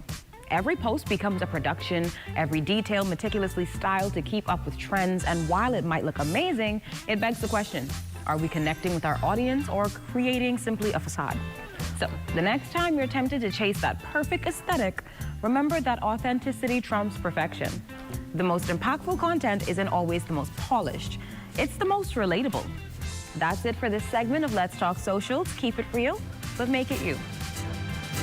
All right, thanks, Jimmy. Well, that's a wrap for us tonight. Thanks, Matea, because that's a wrap for us tonight, Jimmy. I'm ahead of myself. You're getting all tongue twisted, but be sure that definitely is a wrap. Join us tomorrow night for more Access Now. Meanwhile, those stay tuned for the rundown. Clint Watson coming up next. Good night, everybody. Good night. Attention small business owners, are you ready to elevate your success?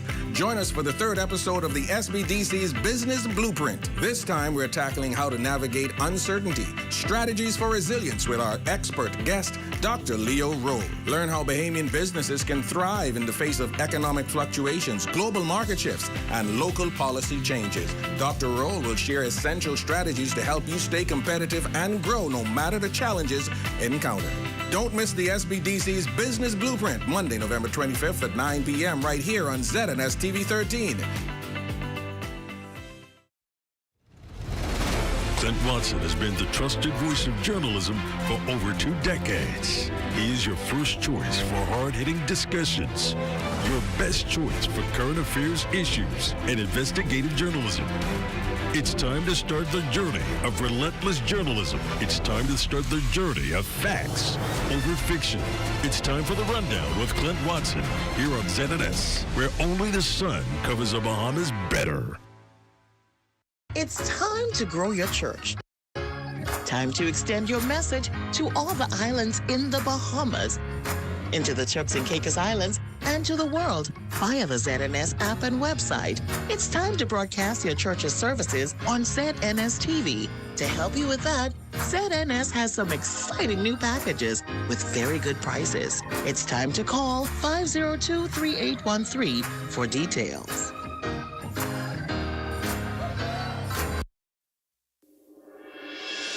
We've heard you. We know you're tired of the reruns. We're coming back, bigger and better, on The Legal Brief. I'm your host, Ramona Farquharson. Stay tuned.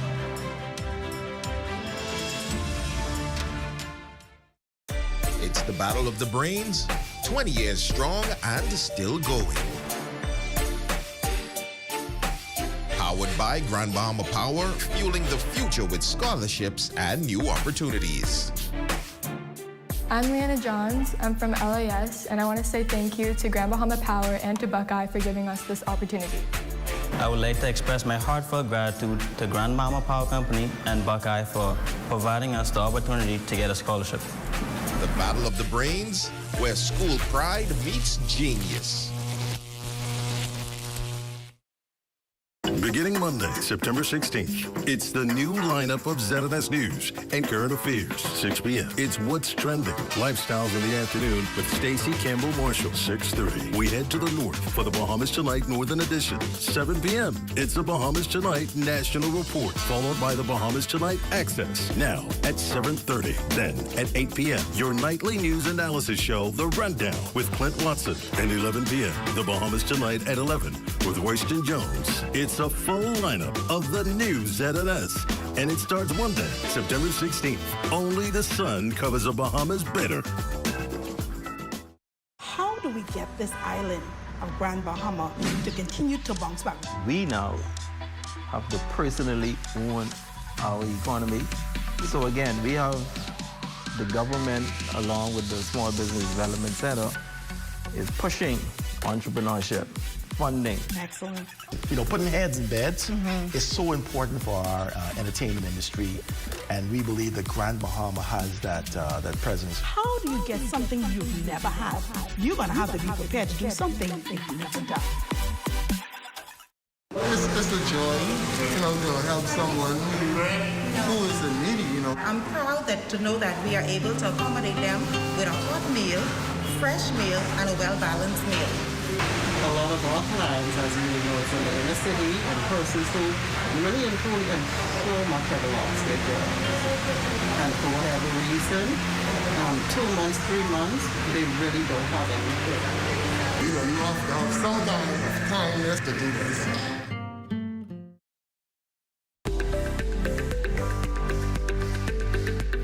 The Ministry of Social Services, Information and Broadcasting is partnering with the Bahamas Christian Council to help build stronger Bahamian families. I believe that our ultimate experience in living begins with God and family. Our purpose is to facilitate, guide, inspire, and equip you to have a better life. And a strong family foundation begins with each of us trying to become better individuals.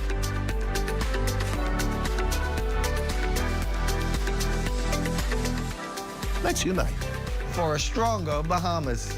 This message is brought to you by the Ministry of Social Services, Information and Broadcasting, the heartbeat of the nation, leading Bahamians from dependency to self-sufficiency to economic empowerment. Covering the news seems easy, but we put thought into what we're doing. The Bahamas Tonight Access Now, here to inform, educate, and entertain.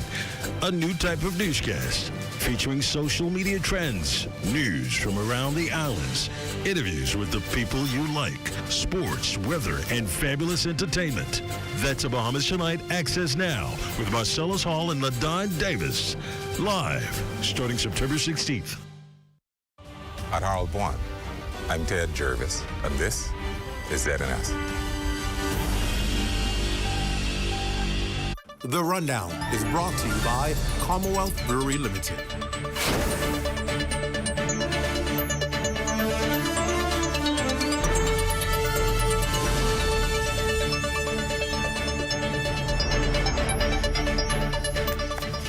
Good evening, everyone, and welcome to the show. It's great to have all of you with us for another night. It's International Men's Day. Now, hopefully that means something to you. It's a time to celebrate all the men in life. Yes, men have been complaining that women get all the love, but today is a day to highlight the male aspect of our society. Now, according to the International Men's Day website, it's an opportunity for people everywhere of goodwill to appreciate and celebrate the men in their lives and the contribution they make to society for the greater good of all. Now, according to the latest Bahamas National Statistical Institute's 2022 census, out of a population just over 398,000, there are 191,667 men in the country. That number makes up 48.1% of the entire population. Despite what you may have heard, men play a pivotal role in our country. A father, brother, uncle, cousin, mentor, colleague, even friend. Just some of the roles men bear the name of. There's no doubt that men really make a difference. There's no way, absolutely no way, no matter how much you try or how much you believe, you can live without us. We play a pivotal role. Well, the country's leader touting the role men play, Prime Minister the Honorable Philip Davis, this morning addressing the Small Business Development Center Men's Initiative. And what's important is his story. Take a look. I know what it is to feel the weight of the world pressing down on you, to wonder if there's a future waiting beyond the horizon. I know what it is to dream of more while the world tells you less. I've walked that road, and I carried its dust with me even now. This is personal because I know the difference it makes when someone reaches out, when someone believes in you enough to say, you matter, you can rise. For me, it was mentors, family, and faith, and yes, Toastmasters, that carried me from those barefoot days to this moment. But what of the boys who have no one? What of the young men who are left to fend for themselves, lost in a storm of neglect and despair? I cannot look at them and not see myself. That is why this fight burns within me. It is a fight for every boy who wonders if this life has a meaning. I've seen the statistics. I know the odds. But statistics cannot capture the quiet pain of a boy left behind. They cannot tell the story of a young man who could have been great if only someone had believed in him. And they cannot silence the voice within me that says, do something, change this. And this is a mission to ensure that no boy grows up believing that his circumstances define him.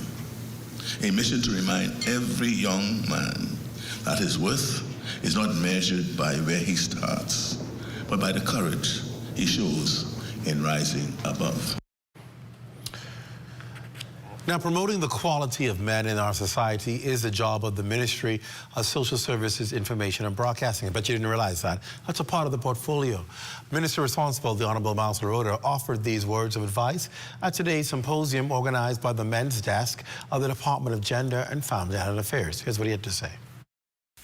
Our vision for the Bahamas is to bring men together, to provide the support and encouragement needed to achieve their fullest potential.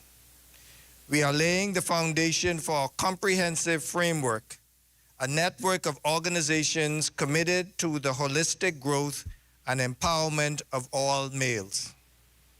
This initiative is built on collaboration, mentorship, and proactive engagement. It's about creating spaces where men can connect, share experiences, and uplift one another. Every man in the Bahamas deserves the opportunity to live a life of purpose. To the father striving to be a role model, to the brother aiming to contribute positively to his community, to that man that may be searching for a direction, we stand with you. Our goal is to reach men in the workforce, our elderly men who still have wisdom to share, and boys in our schools. We want to create spaces for boys and men to become agents of change. We want to ensure that no man is left behind. As there we have it. So obviously an initiative, ongoing things that are making things quite different in our country for men. And I believe that tonight it's important to focus on the men that are making significant contributions, that are doing an excellent job in what it is that they actually do. That's important. The Bahamas, we are blessed to have outstanding men that are doing amazing things all day, that are making a difference in everything that they put their hands to do. Now, I could list a whole long scribe and scroll of them, but you know them. These are young men and old men who have purpose in themselves and in their minds that they will be a part of society that builds up and not tear down. They are men who have decided that they will be a part of leading and supporting their families, not destroying them. They're the men in the country that have decided that they're going to lead from out front and not from behind. They are the men in our country who have decided that they're going to contribute to other young men by mentorship and spending time nurturing them and not trying to distract them and involve them in criminal activity. There are men in our country who understand what it is to work extremely hard so that they're able to provide and take care of their families.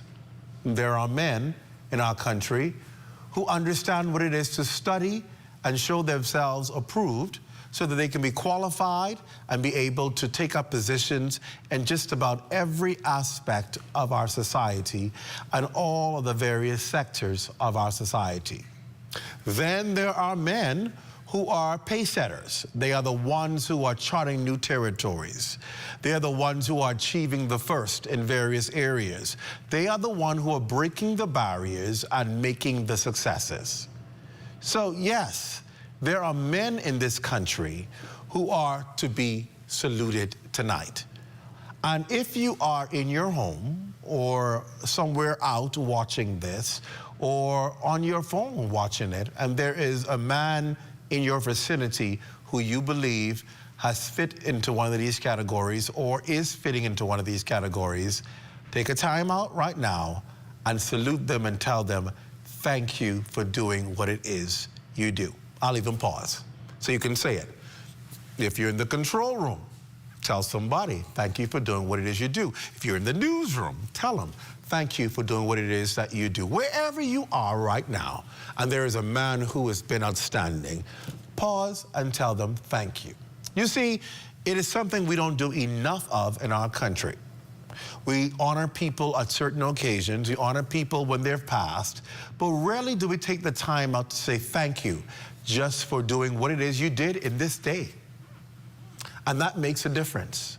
When we have men fulfilling purpose in their lives, at the end of the day, there are no homicides to go to.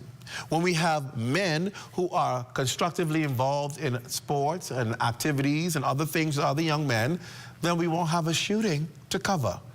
So it makes good sense that when they do something great, you say thank you for contributing to building our society.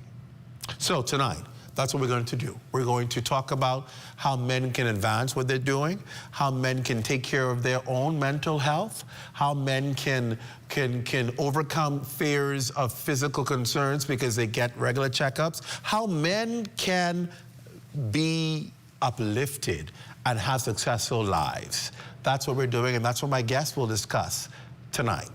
You are watching The Rundown on International Men's Day. We continue this conversation right after the break. Stay with us.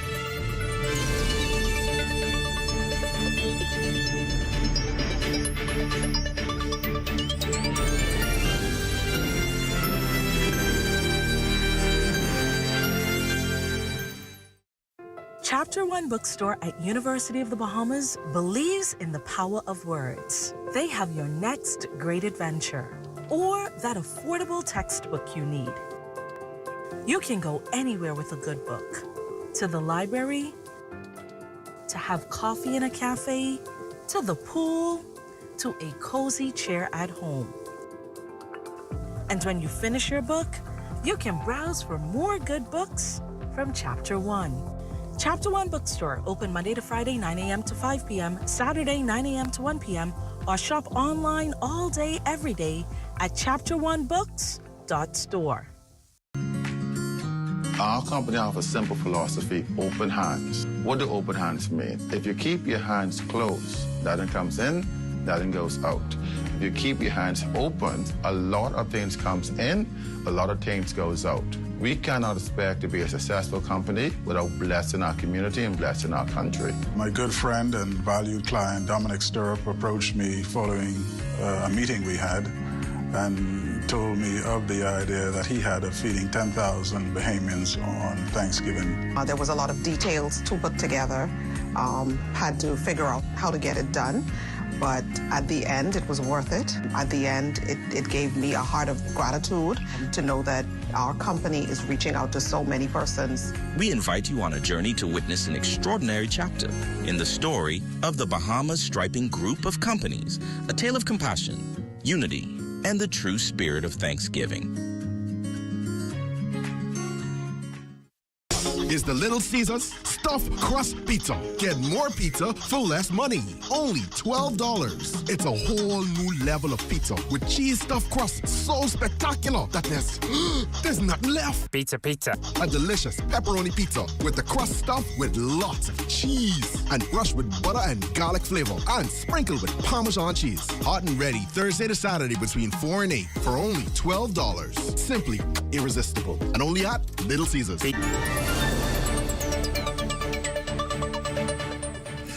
And welcome back to The Rundown. It's great to have all of you with us tonight. And I'm, of course, communicating and chatting online with all of you on social media in the Lions Den. So it's good to be talking to them. And those of you on YouTube, to be able to hit them up and comment to them. It's great having all of you online with us tonight, as well as those of you watching traditional, more conventional means of television tonight. Well, mental health is a buzzword these days as persons globally are being encouraged to take care of this issue. Mental health impacts your everyday life. For men, it's sometimes addressed, but unfortunately, most times, it's absolutely ignored. Here tonight to talk about this psychiatric medical officer at the Bahamas Department of Corrections and Royal Bahamas Defense Force Reserve Senior Lieutenant Dr. Sean Knowles. Wow, Dr. Sean, welcome to the show. Good to have you with us. Thank you so much for having me. So it's International Men's Day, and of course, I know it's a taboo topic because men probably saying, man, don't talk about no health thing on my day, man. Let's talk about something else. But we have to because we're seeing so many men encounter challenges that they could have avoided or seeing their lives snuffed out early because they didn't take care of warning signs or got checked up. Let's start right there. Are men still not taking their health serious enough? Yeah, so anecdotally, I would definitely say yes, and that's based on my experience, both as a physician as well as the psychiatric medical officer at the Bahamas Department of Correctional Services. And even some of the research that we have available would attest to that, you know, there's so much more that needs to happen in terms of men getting the help that they need for their mental health. Why do you believe, I mean, I think we all know the answers to this, but I think we sometimes need to hear it. What is this fear? Is it fear, first of all? And what is keeping that connection from being made? I think it's a combination of things, Clint. So for one, you know, in our culture, you know, men are basically, even from as young as being boys, are taught not to express themselves. Right. And that is something, unfortunately, that contributes more harm than good. In addition to that, I think the lack of education about mental health, and that is definitely very, very important, to the point where I think it's necessary now at this point in time for us to advocate having a mental health curriculum in our schools. You believe is that necessary now? Oh, it's most definitely. There's no question in my mind about it, because of the amount of persons who are dealing with mental health issues and challenges.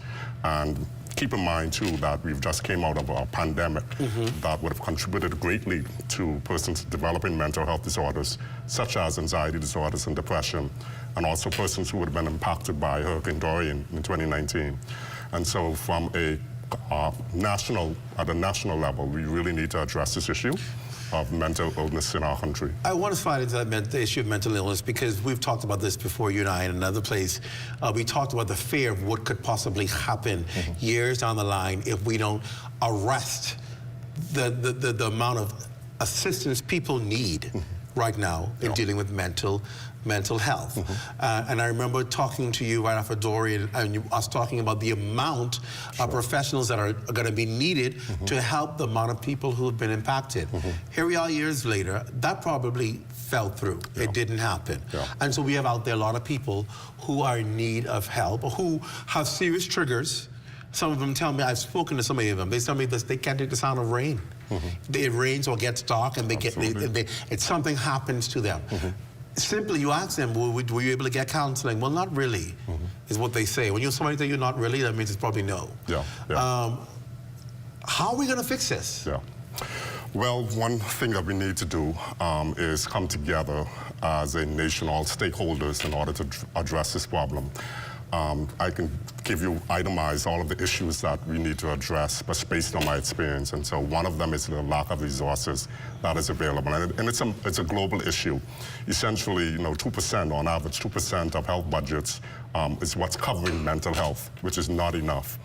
You know, think about persons on the Family Islands, and we have to keep in mind that we are unique in that aspect. A lot of persons in our Family Islands, anecdotally, are not getting the mental health that they need. And, you know, being Nassau-centric, we only have one outpatient resource center for mental health. Just one, the Community Counsel and Assessment Center. And it's not a lack of my colleagues trying their very best. It's just that it's so heavy, inundated. Yeah, overwhelming, absolutely. And so right now, one thing that we are definitely talking about in terms of my peers is what can we do now to broaden the scope of providing resources for our people. So is it the fact that we don't have people who are able to treat and see people, or is it the fact that because of resources, you can't hire people to do these things? Yeah, it's probably both, actually, because we are in dire need of more psychologists, to the point, you know, where our schools now require psychologists and not be able to help persons who are dealing with even learning disabilities, attention deficit hyperactivity disorder, as an example. So the resources are definitely needed, and we definitely need more manpower who can be able to assist in this endeavor.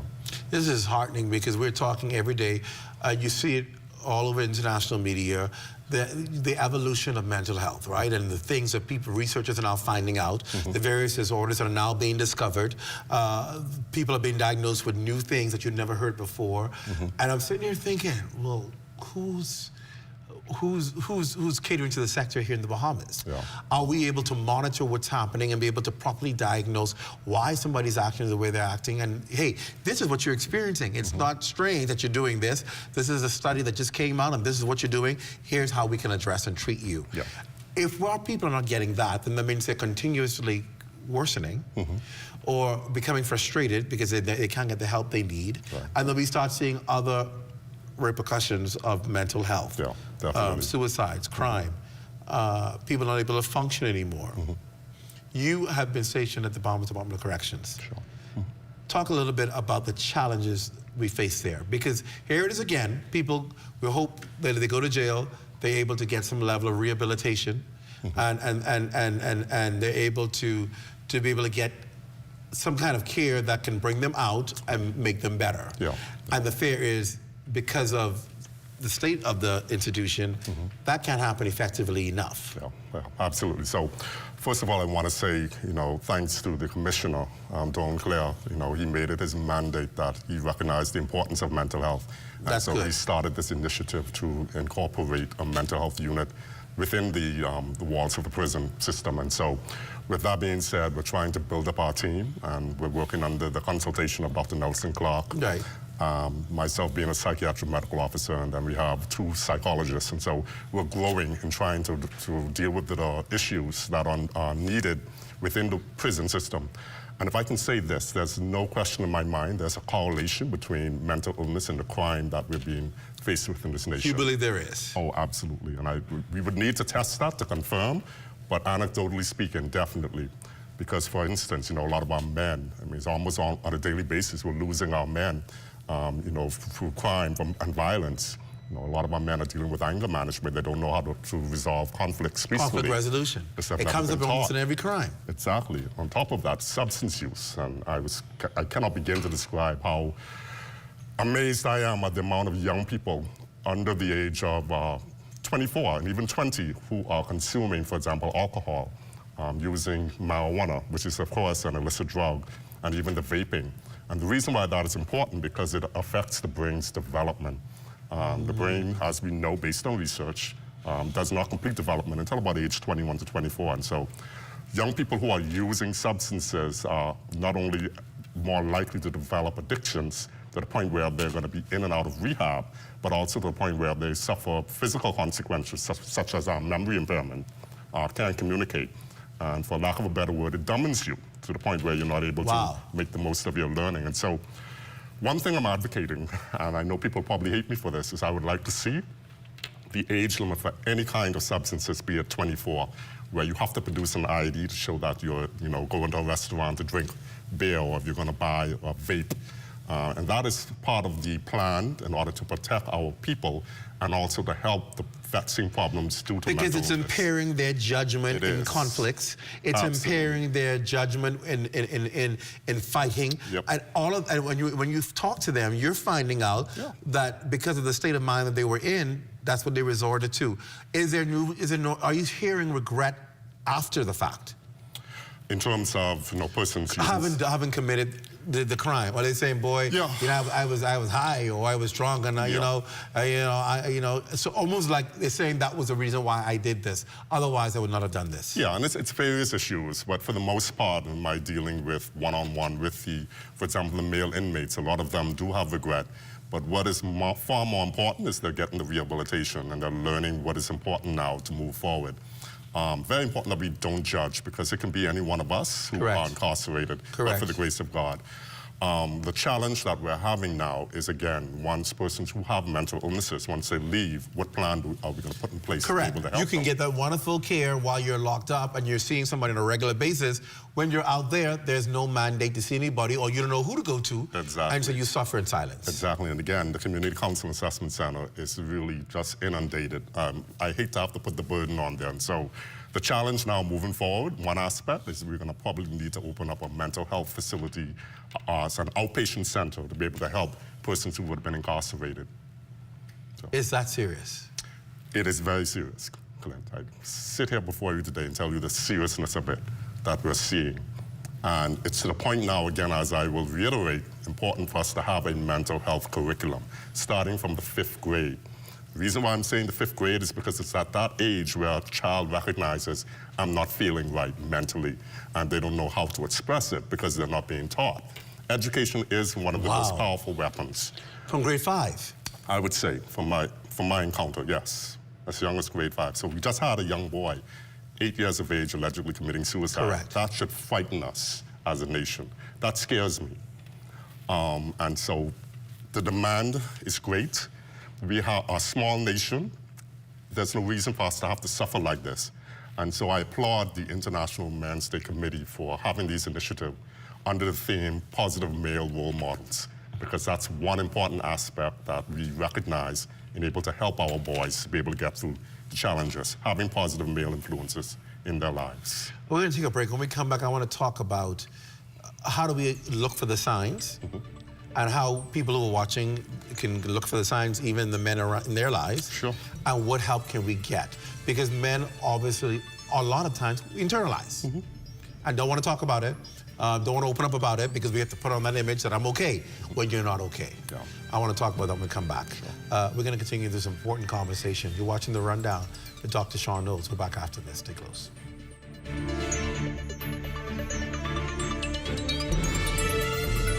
By giving unconditionally, not expecting anything in return, I thought was a wonderful way of showing this love, and I believe that it is love that truly draws people, and so I thought we could cover a lot more people by feeding. Volunteers, you know, they have truly been sold. My passion is to help, and I thank God for what I can do through the help of Bahamas Feeding Network.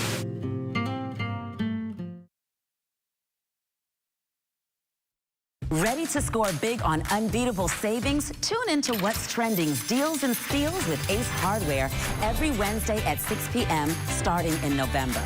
Save on items from power tools to paint, lawn care to Christmas decor. They've got the essentials you need to tackle any project at prices that can't be beat. Dive into their special offers up to 50% off select items. Need a new grill for those backyard barbecues? How about a fresh coat of paint to revamp your space? They've got you covered. That's every Wednesday at 6 p.m. starting in November. Don't miss out on Deals and Steals with Ace Hardware.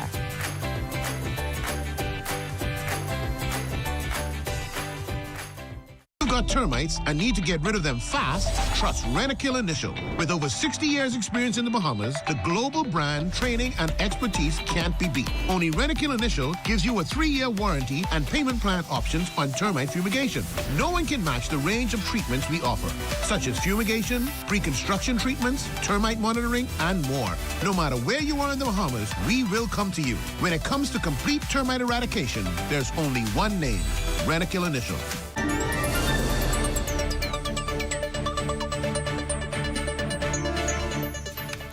Welcome back to the show. We're talking tonight with Dr. Sean Knowles in this segment. More questions on International Men's Day and what we're facing and how men can deal and cope with challenges that they're facing. I want to talk about that, because one of the things we find is that it's very difficult to get men to open up. We don't like to talk about things. We internalize more than we talk about it. And sometimes, no matter how rough and heavy it gets, we don't say anything about it. And many people may see warning signs in their families and not know that this could be leading to something further. What could they do about it? So what are some warning signs that a man may be in trouble? Yeah, sure. So definitely, number one, I would say, is if there's a change in his mood. You know, if you notice a male in your life who was socially outgoing, and then all of a sudden now is more probably angry, very irritable, agitated. So that should suggest to you that something's going on. In our, I guess in all of the age groups, but particularly in our young population, if you see an increased use of substances, that should definitely make you question. And even more importantly, you know, suicide is one of the worst case scenarios you ever want to encounter. Based on the STEP survey that was done by the Ministry of Health and Wellness back in 2018, looking at persons 18 and over on 6 islands, also New Providence, we recognized that there was 6.3% of our population, which is about 17,000 people wanted to or thought about committing suicide. And of that number, it was a ratio of 2 to 1, 2 for men to 1 female. And so definitely highlighting how important mental illness is in our country and the stresses that our people are dealing with. Financial stress, emotional stress, untreated mental health illness, just to name a few. Can the stresses of life lead to mental illness? Not being able to pay that bill, not being able to meet that commitment or need that a loved one or a family member is asking for. Can that eventually lead to mental illness? Talk about how that happens. Absolutely. Well, You know, just looking at the STEP survey, we recognize those were some of the key issues that people are dealing with. And I put it to you this way. Again, anecdotally, I don't know if you've taken a look around on New Providence, you see more homeless people who are, you know, out there. And Social Services confirmed it, saying that this is the first time they've seen so much more men coming in needing shelter. Yes, absolutely. Because they were either put out of their homes because they couldn't perform or provide, or they weren't working and they were put out and they had no place to live. Yeah, exactly. And so even in terms of treating mental illness, the best approach would be a holistic approach where you're treating all aspects. And we call that the biopsychosocial spiritual model. So the social part of it basically speaks for itself, because, you know, at the end of the day, I can give the best medication, I can also give the best talk therapy, but if he has nowhere to live, he has no way of taking care of himself, he's unemployed, he has children to take care of, he is going to relapse one way or another. And so those issues need to be addressed. And so it's incumbent upon our government, I don't mean to put so much pressure on our government, but for all of us to come together. The Ministry, again, of Health and Wellness, the Ministry of Education, Department of Social Services, all of us are more working together to help address the mental needs of our nation. We look around our country, we see men walking around every day. Some out of it, some seem to be on their game, and some stressed out. There's still a stigma that as a man, I'm not going to walk into a clinic or a hospital or medical facility and say, talk to me because I ain't crazy. I just have a rough time right now, going through a difficult time right now. How do we get men to understand that you not walking to that clinic could have an adverse effect on you and your family? You need to go in and sit down. How do we get that stigma removed? Yeah, again, I go back to the fundamentals. Education, you know, educating our people.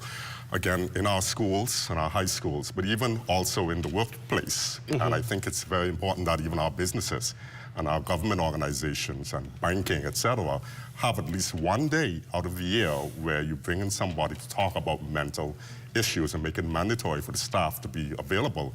That way we can educate them and help to sensitize them of the importance of taking care of their mental health. Can you be cured for mental health? So when we talk about cure, again, the approach is multifaceted.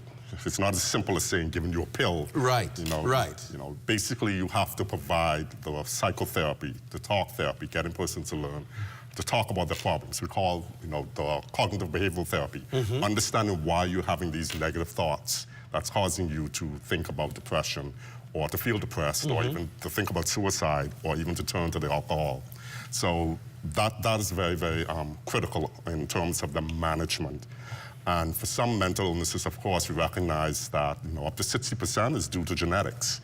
You know, for example, schizophrenia and bipolar disorder. That's genetic, in other words, that's passed on. Yes, yes, exactly. And so the important point is if you have a family history of it, you recognize it from a young age, and so you can be able to address the issues much thoroughly, and of course, to ensure that that person is getting the necessary help that they need. What should family members be saying to other family, if they notice a male in their family that is going through, who looks concerned? How do you approach that situation? Yeah, I would say definitely tactfully. You don't want to come off as being very judgmental.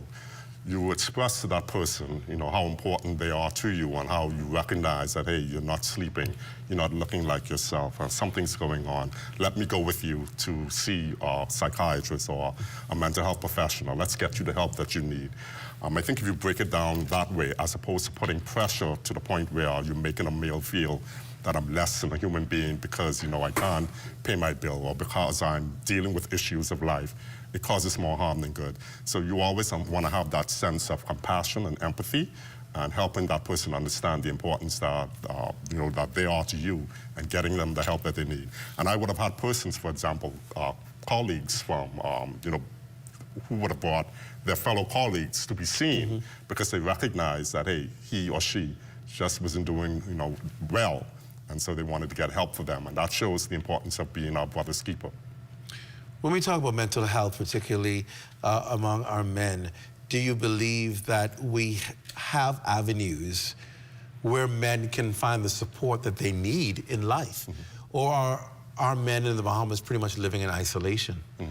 And when I talk about that, I think about so many organizations that can be a support system. So you don't even need sometimes to go to a professional psychiatrist if you're connected to a network where you can talk with people and people can get advice and so forth. We have certain clubs and organizations that cater to that. Are we still living in isolation too much in this country? Yeah, so that's a good question. I think yes and no. I say yes because, you know, there are some persons who, for whatever reason, may not be a part of an organization. Right. You know, and of course, for those of us who are a part, and I can use myself as an example, I'm very appreciative of at least 4 pastors who have, you know, mentored me, and I can call. I have their phone numbers. I can call them anytime, and that means a lot to me because there are days when I do have bad days and I need to talk to someone.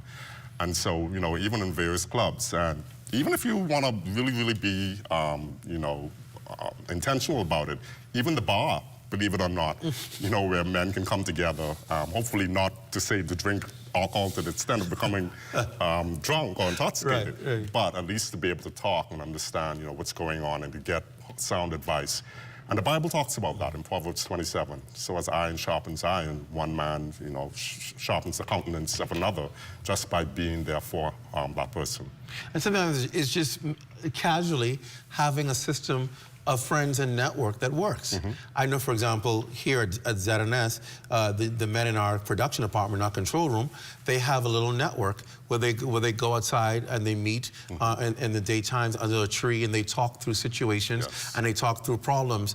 And so while people may think they're just out under the tree, they're not. They're actually counseling each other and working with each other. And that's their avenue and that's their safe space to be able to deal with the issues that they face. And it was so profound when I learned about that. And saw them actually helping each other through problems.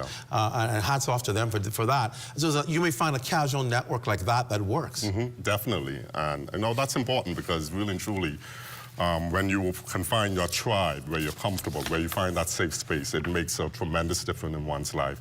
And so I would encourage, you know, every Bahamian male under the sound of my voice, you know, to find someone who can be there for you, who can be your brother's keeper, whom you can perhaps mentor, whom you can perhaps pour into, because at the end of the day, we all need each other, and we're one nation. One of the statistics that I've shown, particularly crime and domestic violence, when it involves crime and domestic violence, is the fact that you have issues with relationships and so forth. Can women play a role in these?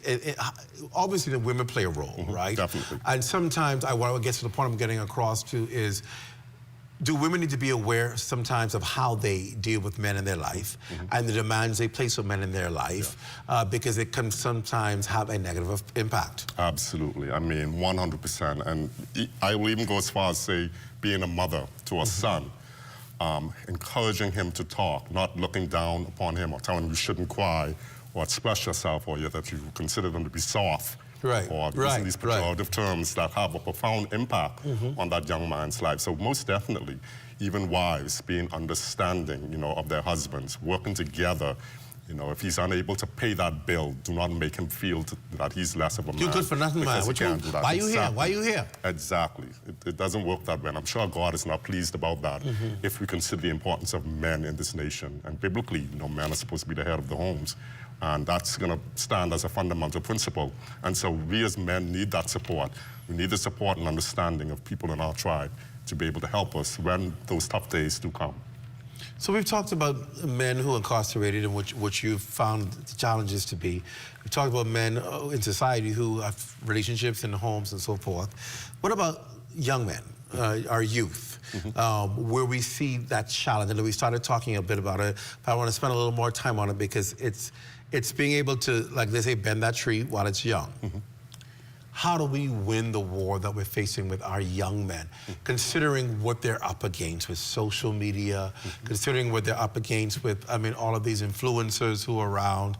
How do we win the war on getting them to be more focused, more productive, more driven on their careers, and understanding how to resolve conflict? Yeah, definitely. So again, I go back to education. That education, I think, is going to pave the way to really and truly change the course of our nation. Definitely putting in place measures from a national perspective where you can protect our young people. Again, I'm talking about the alcohol And eventually, perhaps recreational marijuana is going to be legalized. So we need to put these measures in place to make sure that persons under the age of 24, that they are protected so that they don't end up becoming a victim to these society vices that we're dealing with. And so education is fundamental. More, and very, very important that more men's groups continue to do their part in mentoring, being positive male role models. And it's always good to have that aspect in our society, because not every boy has a father figure in his home who is either a positive influence or who perhaps is deadbeat. And so if we can have more positive male role models, I think that, along with education, putting policies in place that will protect our people, and upscaling our resources, getting people to understand the importance of seeking help when you need it. All of that, I think, within 10 years, Clint, we'll have a better nation, even seeing the decrease in the crime issue. That's a positive way to look at it. I like that. Thank you. You're a specialist in gambling addiction. REC, is that seen more in men or women? So let me say this. So we need more research. We are planning, the Gambling Addiction Committee, we plan to launch next year during the Gambling Addiction Awareness Month in March. We're going to launch a survey, at least here in New Providence, to get a better idea. I can say from my experience, though, the majority of times, especially when I worked at the Settlements Rehabilitation Center, and when we had our substance addiction and behavioral addiction clinic, the majority of persons we saw were females who were sent to the clinic by the courts because of issues related to their gambling. Females? Yes. Gambling? Yes, but globally, it's reported that men tend to have the higher... But in the Bahamas, it's showing females are addicted more to gambling than men. We're going to definitely test that to see. We'll get a better, at least on New Providence, get a better idea of what's happening. And so research is critical. That's interesting. Yeah. Wow. That's absolutely interesting. I know we have another guest in the next segment, so this will be a closing segment. I'll give you the final comments as we talk about Men's Day and our focus on men. Yeah, so as a nation, very important that we take mental health seriously. Even being aware of the words that you use on a day-to-day basis. You know, calling someone crazy and laughing about it, that can have a profound impact on someone who's dealing with issues, to the point where they will not seek help because they don't want to be categorized as being someone who is less of a human being. And so, again, I talk about education. I'm going to continue to hammer that because we've recognized that mental illness is youth mental challenges. It starts from the youth. Even a baby can develop anxiety, if a stranger anxiety. What? We're seeing a lot of persons, and again, research confirms this, who are having attention deficit hyperactivity disorder. And of course, that child being punished because, you know, the parents don't understand what they're going through adds more issues, adds more of problems to that child. And so recognizing that in the school system that if a child has a learning problem, it doesn't necessarily mean that they are being rude or, you know, being unmannerly, but it could be that they do have mental illness in the form of ADHD, recognizing that. So instead of adding more trauma on top of what that person is going through, get them the help. And of course, in order to be able to do that, Bahamas, we need more resources, we need more education, we need more persons to be committed to helping our young people. Well, thank you so much. I believe that we have so much potential in this country. When we look at Bahamian men in this country, they're excelling in business, they're excelling in the creative arts, they're excelling in sports, they're excelling in just about every aspect of their lives. And I think we just need to be able to focus more energy on supporting the ones that are going out there and trying to make a difference. Those men who are busy working with our young men who may have challenges and who need the support to say, listen, I'm going to continue this. We need the support for the program, we need the support for resources, and they get that. And they get it. We cannot talk about making our country better and we're not willing to invest the resources into the things that will make our country better. Absolutely. And at the end of the day, if we want to see change in our country, we want to see progress, we're going to have to make very, very critical, important decisions. And it's going to take money. We need money in order to have these resources available to help our people. Well, I'll tell you right now, thank you for the work that you're doing on this International Men's Day. We salute men like you who are on the front line trying to make a change and make our country better. We honor the work that you're doing. Thank you, sir, for being with us on the show tonight. Yes, sir. Appreciate it. We're going to take a break, and when we come back, we're going to hear from the International Men's Day Bahamas Committee. and find out what they've done and what they're doing and what they're seeing. You're watching The Rundown. We're back after this. Stay close.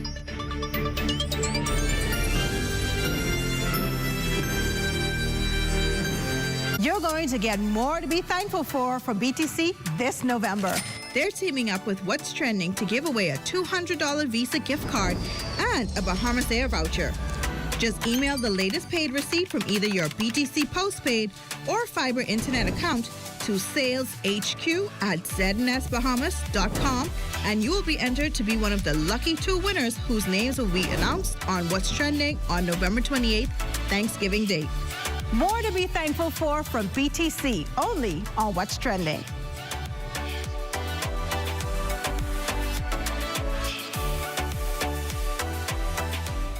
Hardware is the helpful place. Everything you need under one roof, from electrical, paint, plumbing, outdoor, barbecue, automotive, lawn and garden, pet supply, houseware, and seasons.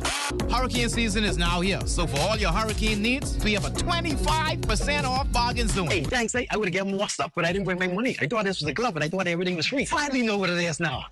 Thanks. We're located on St. Albans Drive, West Bay Street, open Monday to Saturdays from 7 a.m. to 7 p.m. and closed for lunch 2 p.m. to 3 p.m.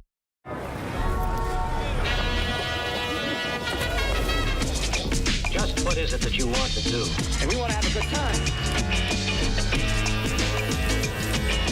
We want to be free to do what we want to do.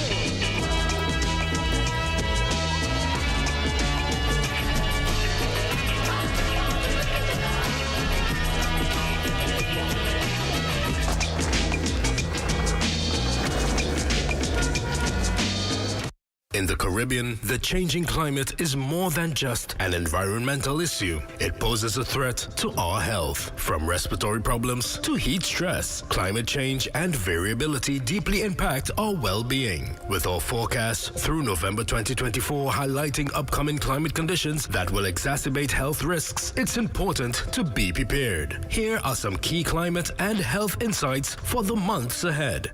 In these months, the risk of allergic rhinitis, the risk of asthma in vulnerable people is likely to increase due to Saharan dust incursions.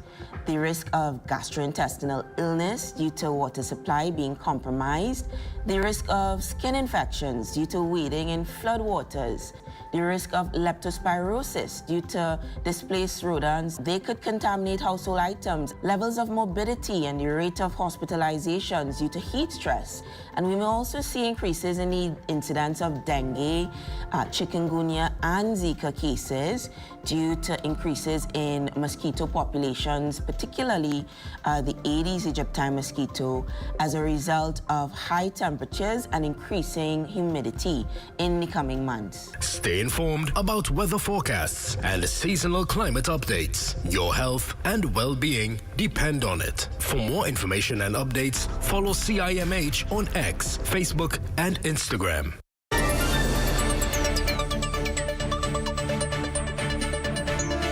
Welcome back. Well, the International Men's Day Committee Bahamas has several activities on the agenda this week to commemorate this special day. Now, their goal is to promote positive role models while improving gender relations and equality to eliminate discrimination against men. Now, founding member David Wallace joins us live to discuss the committee and its role. Welcome to the show, sir. Good having you rundown. Thank you very much. It's a pleasure to be here. Now, I saw something interesting in that read just now that I didn't know existed, and that is one of the roles is to eliminate discrimination against men. Because normally we hear people say discrimination against women. That's correct. How are men being discriminated against? Well, you know, the first reason I would say men are being discriminated against is when we look at, and let me use it from an educational perspective. When I look at the fact that in my time when I was growing up, we had male principals, male teachers, right? And today, when I look at the hierarchy structure, I see a lot of women as female principals, and I believe that we need more men in the schools. Now, one may say, oh, the men are not applying for it. So what I would say is increase the salary. Make it attractive for more men to get back in these roles, because it's so important for men, especially when we look at the educational institution. And we need more men now. I look at the principal, Mr. Patterson at CC Sweeting, and I see a change and a turnaround, some things are happening. And so I feel that that's one of the ways that I've seen a discrimination with men. When I look at, even from the educational perspective, I look at the directors, the assistant directors, and, you know, I'm saying we need to have more men in these positions, and I think that will go a long way to turning around the situation we have happening today. So you believe that men will make a difference if they're in the senior positions in the schools? Yes, and let's look at example. Even when we look at men in the home, men as leaders in the home, we could recall growing up for persons like myself who passed 50. We could recall while we grew up. For me, I grew up in a single-parent home. While we recognized that mommy was the disciplinarian, but daddy only had to look at us, right? He may not have been in the home. Daddy only had to look at us. He didn't have to physically beat us, and our response. And so I'm saying, if we can go back to situations like that, where male leadership, we see male leadership, we see male, our theme is positive male role model. And this is what we need to highlight. So what we need to do as a part of the transformation, there has to be more male models focus, highlighted. I'm not saying that we don't have them. What I'm saying is they have to be in the forefront. And when people see male role models, it helps in the transformation. In other words, don't show them the negative, show them the positive. Show them a Clint Watson who was a reporter at ZNS. Look where you are today, general manager. Show them a David Williams. Show them a Dr. Sean Knowles. Show them positive male role models. And that's something they aspire to be. Dr. Knowles talked about the work in the prison, which I've been involved in for 20 years. Wow. One of the things I encourage the men as I go into the prisons is to share with them positive things to highlight, because these are men now who are already at the lowest. They don't need to hear anything about being down. Right. We need to focus on positive things, show them there's a better way. And what I need to say, I should have started with this, is that the greatest role model, I believe, is Jesus Christ.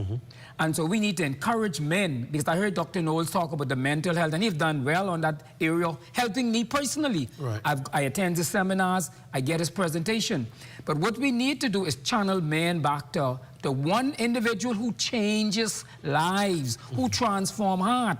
And proof of this, after 20 years in the prison, 90% of the men who have not returned back into the prison credit Jesus Christ. Now, the secular world does not want to hear that. Correct. But that's where the credit lies. And I could bring you ask me, I'll bring you man after man who have not been out of prison 10 years, 15 years, 20 years, who've been on death row.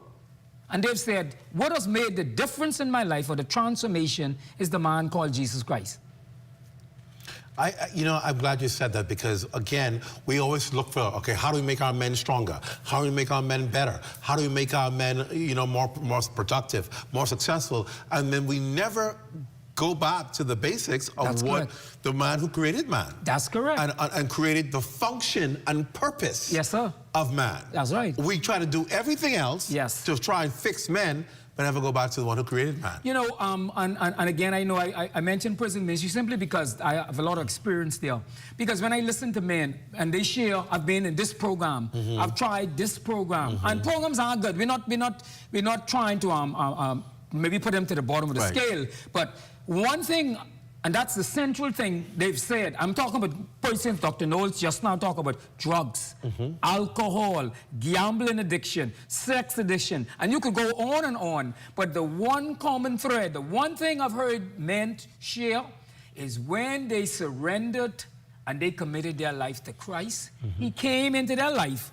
He gave them victory over the drugs, the alcohol, the sex, the gambling, you name it. No longer they're perpetrating violence against their wives and their girlfriend, because why? Christ came into their lives, He changed them, and they became a different person, and now they're able to go there and share their testimony. We're talking about positive male role models. They're able to share their testimony. I once was where you was, but I made a decision for Christ to come into my life. I accepted Him, and now here I am, and I'm now able to give back. including in my own personal life. So having said that, doesn't that mean that there is a greater role that the church needs to be playing in building society and not separating itself from society, but actually influencing society? I'm glad you touched that, because here's something we as members of the church have to get back to. Now, over the last 4 or 5 years after COVID, we've been doing it a lot with Pastor Henry Higgins. I did it with Pastor Carlos Reed, a number of organizations. Myself being over 50, I like to say that I grew up in a time when we had the street meetings. We took the gospel. We went out there to the people. We went to the guys on the street. So what has happened now, we've gotten so comfortable in this church setting where we are in our benches and our air conditioned. Come on now. And we're not reaching the persons who need to be reached. And so I know, but Pastor Henry Higgins, what we did is, and this is what International Men's Day Bahamas Committee decided to do. We have a day where we go into various communities. We make our street walks. And so you're touching these same men. I can recall situations where the guys, you walk, let's say you go in Baintown, the guys smoking, they put down whatever they're smoking. You listen, they talk, they pray. And after we leave, they may pick it back up. But the point is, you're reaching these individuals, and this is what we need to do. If we want the situation in the Bahamas to turn around, and it have to, because I follow the statistics at BDOCS, Bahamas Department of Corrections. 2019 booklet indicates that 70% of the men incarcerated are under the age of 35. Wow. That's mind-boggling. One of my classes at maximum security just before COVID, and this would really place this passion in me. I had 100 men in maximum security. I said, gentlemen, how many of you grew up without a father? 80 of those men, we took the time to count. And 80 of those men indicated by hands raised, they grew up without a father. That's a tragedy. That's what I'm saying. That's a tragedy. And so we have to take this message. We have to go to men. Get up for church, listening to us today. Let's get up out of these comfortable benches. It's good to go on a Sunday. It's good to go on a Saturday. But let's go into the communities. Let's go back into the streets. Because a lot of times, these men, they're not coming into the church building. Yes. Let's go to them. Let's have programs. Let's reach them through where's the basketball, the sports. Let's use whatever means. And Clint, here's the problem I think we have as a church, right? Among many good things, we must preach Christ. I must not go seeking to preach my denomination, and you must not go seeking to preach your denomination or your church. Share Christ with people. He changes lives. He transforms people. And when we go to these young men, it'll amaze you the difference that it makes. When I look at the prison, and here's a program, I had a meeting last week, and I'm assisting them with it. They're now starting cell block ministry. So I want people out there to know something good is happening. Cell block ministry simply means now, no longer we have to wait for individuals to come to class or church, which does not happen for about 90% of the persons incarcerated. Correct. We actually going into the cells and sharing with them. Of course, they're in the cell, so they're locked up, but we're able to reach them. So that's happening in the prison. And so likewise on the outside, how do we reach men? How do we reach these young men? Yes. Let's go to them. Let's take it to them. Take programs to them, positive programs, things that they like. And that will begin the process of transformation, because we are now being positive male role models. And they're able to see what you're doing, what I'm doing, and they're able to say now, hey, I love what he do. Guess what? I could be like him also. And it doesn't need to be a formal organization. No. We don't understand the power that we have as individuals to go and reach one. I always say it, each one, reach one. It is a powerful tool. You don't need to have an official organization. That's correct. You can reach one. I go back to the example I just gave just now about the group that meets here on the outside. That's correct. They're a group of young men. Right. It's led by two young men, Daniel Michelle and Rowan Saunders. They're the ones who really counsel and meet with them, and they have to pray with people who need help. They do that. If they have to help them, they know how to talk to people who may have addiction, smoking addictions, all that stuff. Because those people, normal people who work on jobs and they have those addictions, they reach out to them. Yes. And I watch these young men. I watch the transformation take place because they're reaching out to these young men. And so everybody can play a role in it, Oh, yes. Everybody, you don't have to have an organization. They don't have a formal organization. Definitely not. It's just them caring about their colleagues and reaching out to them. Meeting people where they are. Right where they're at. And I always use this example. Christ is our example, right? Jesus meets us where we are, and he picks us up and takes us where he wants us to go. Yes. Not this ministry of condemnation. You see, that's the problem. We want to reach these young men, but we want to condemn them too. You've got it. You got it. So how you expect me to respond to you when you come with a message of condemnation? Right. You understand me? Right. Man, sit down and hold my hand and talk with me and share with me. I'm saying men who they call so hardened, when you get to them one-on-one, especially in prison, and you sit down and listen to their story, it'll blow your mind. We're not excusing why they're there. We're not excusing what they do. Right. But when we sit down and listen to them, and that's what young men want. That's what men want. Somebody who could reach out to them. And this is International Men's Day, seeking to highlight, to focus on positive role model, bringing men's group together, right?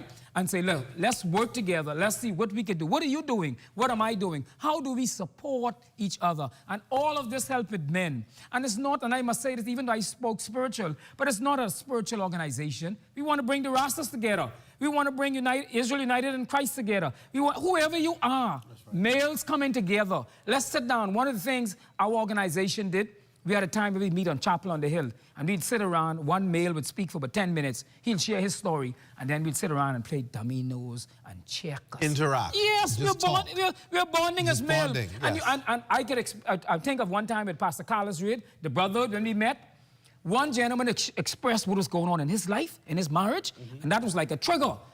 Other men began to share, and you had one or two able to say, hey, I've been through what you've done. Right. This is what I do. This is what men need. That type of bonding. I tell you, it's wonderful. I know we're out of time, but I want to say thank you for what you're doing to help build the men in our country, and at the committee, and the focus on being able to reach them. We salute you, sir. Thank you. Thank you very much. I just want to remind them of Saturday coming, Trinity Seventh Adventist Church. We're honoring 8 men. 8 men. Awesome. And so we're inviting you to be a part of it. You can reach me at 433-6917, 433-6917. Awesome. David Williams, thank you for being here on the Rundown. We appreciate it, and we stand fully behind you as we go to reach our nation. Thank you. Thank you, Tuza. That's our show. That does it for the Rundown. For all of us here at ZNS News, I'm Clint Watson. Thanks so much for joining us. Be sure to stay tuned to the Bahamas tonight at 11 with Royston Jones. I saw him already. He's already in the building, getting the news together for you for 11 o'clock tonight. Please, have a great night, everyone. Good night.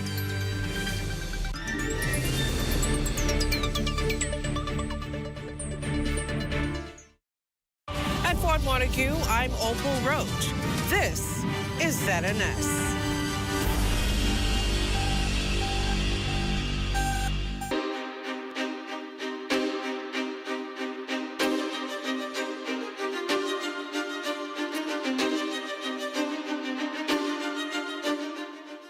Every citizen of the Commonwealth of the Bahamas has a right to a fair hearing within a reasonable time. In this episode of The Legal Brief, we will be discussing the case management rules. So, what happens once you are charged and placed before the Supreme Court and you're awaiting trial? What is the process? What are your rights? What are now proposed to be your obligations? All of these questions and more will be explored and answers proffered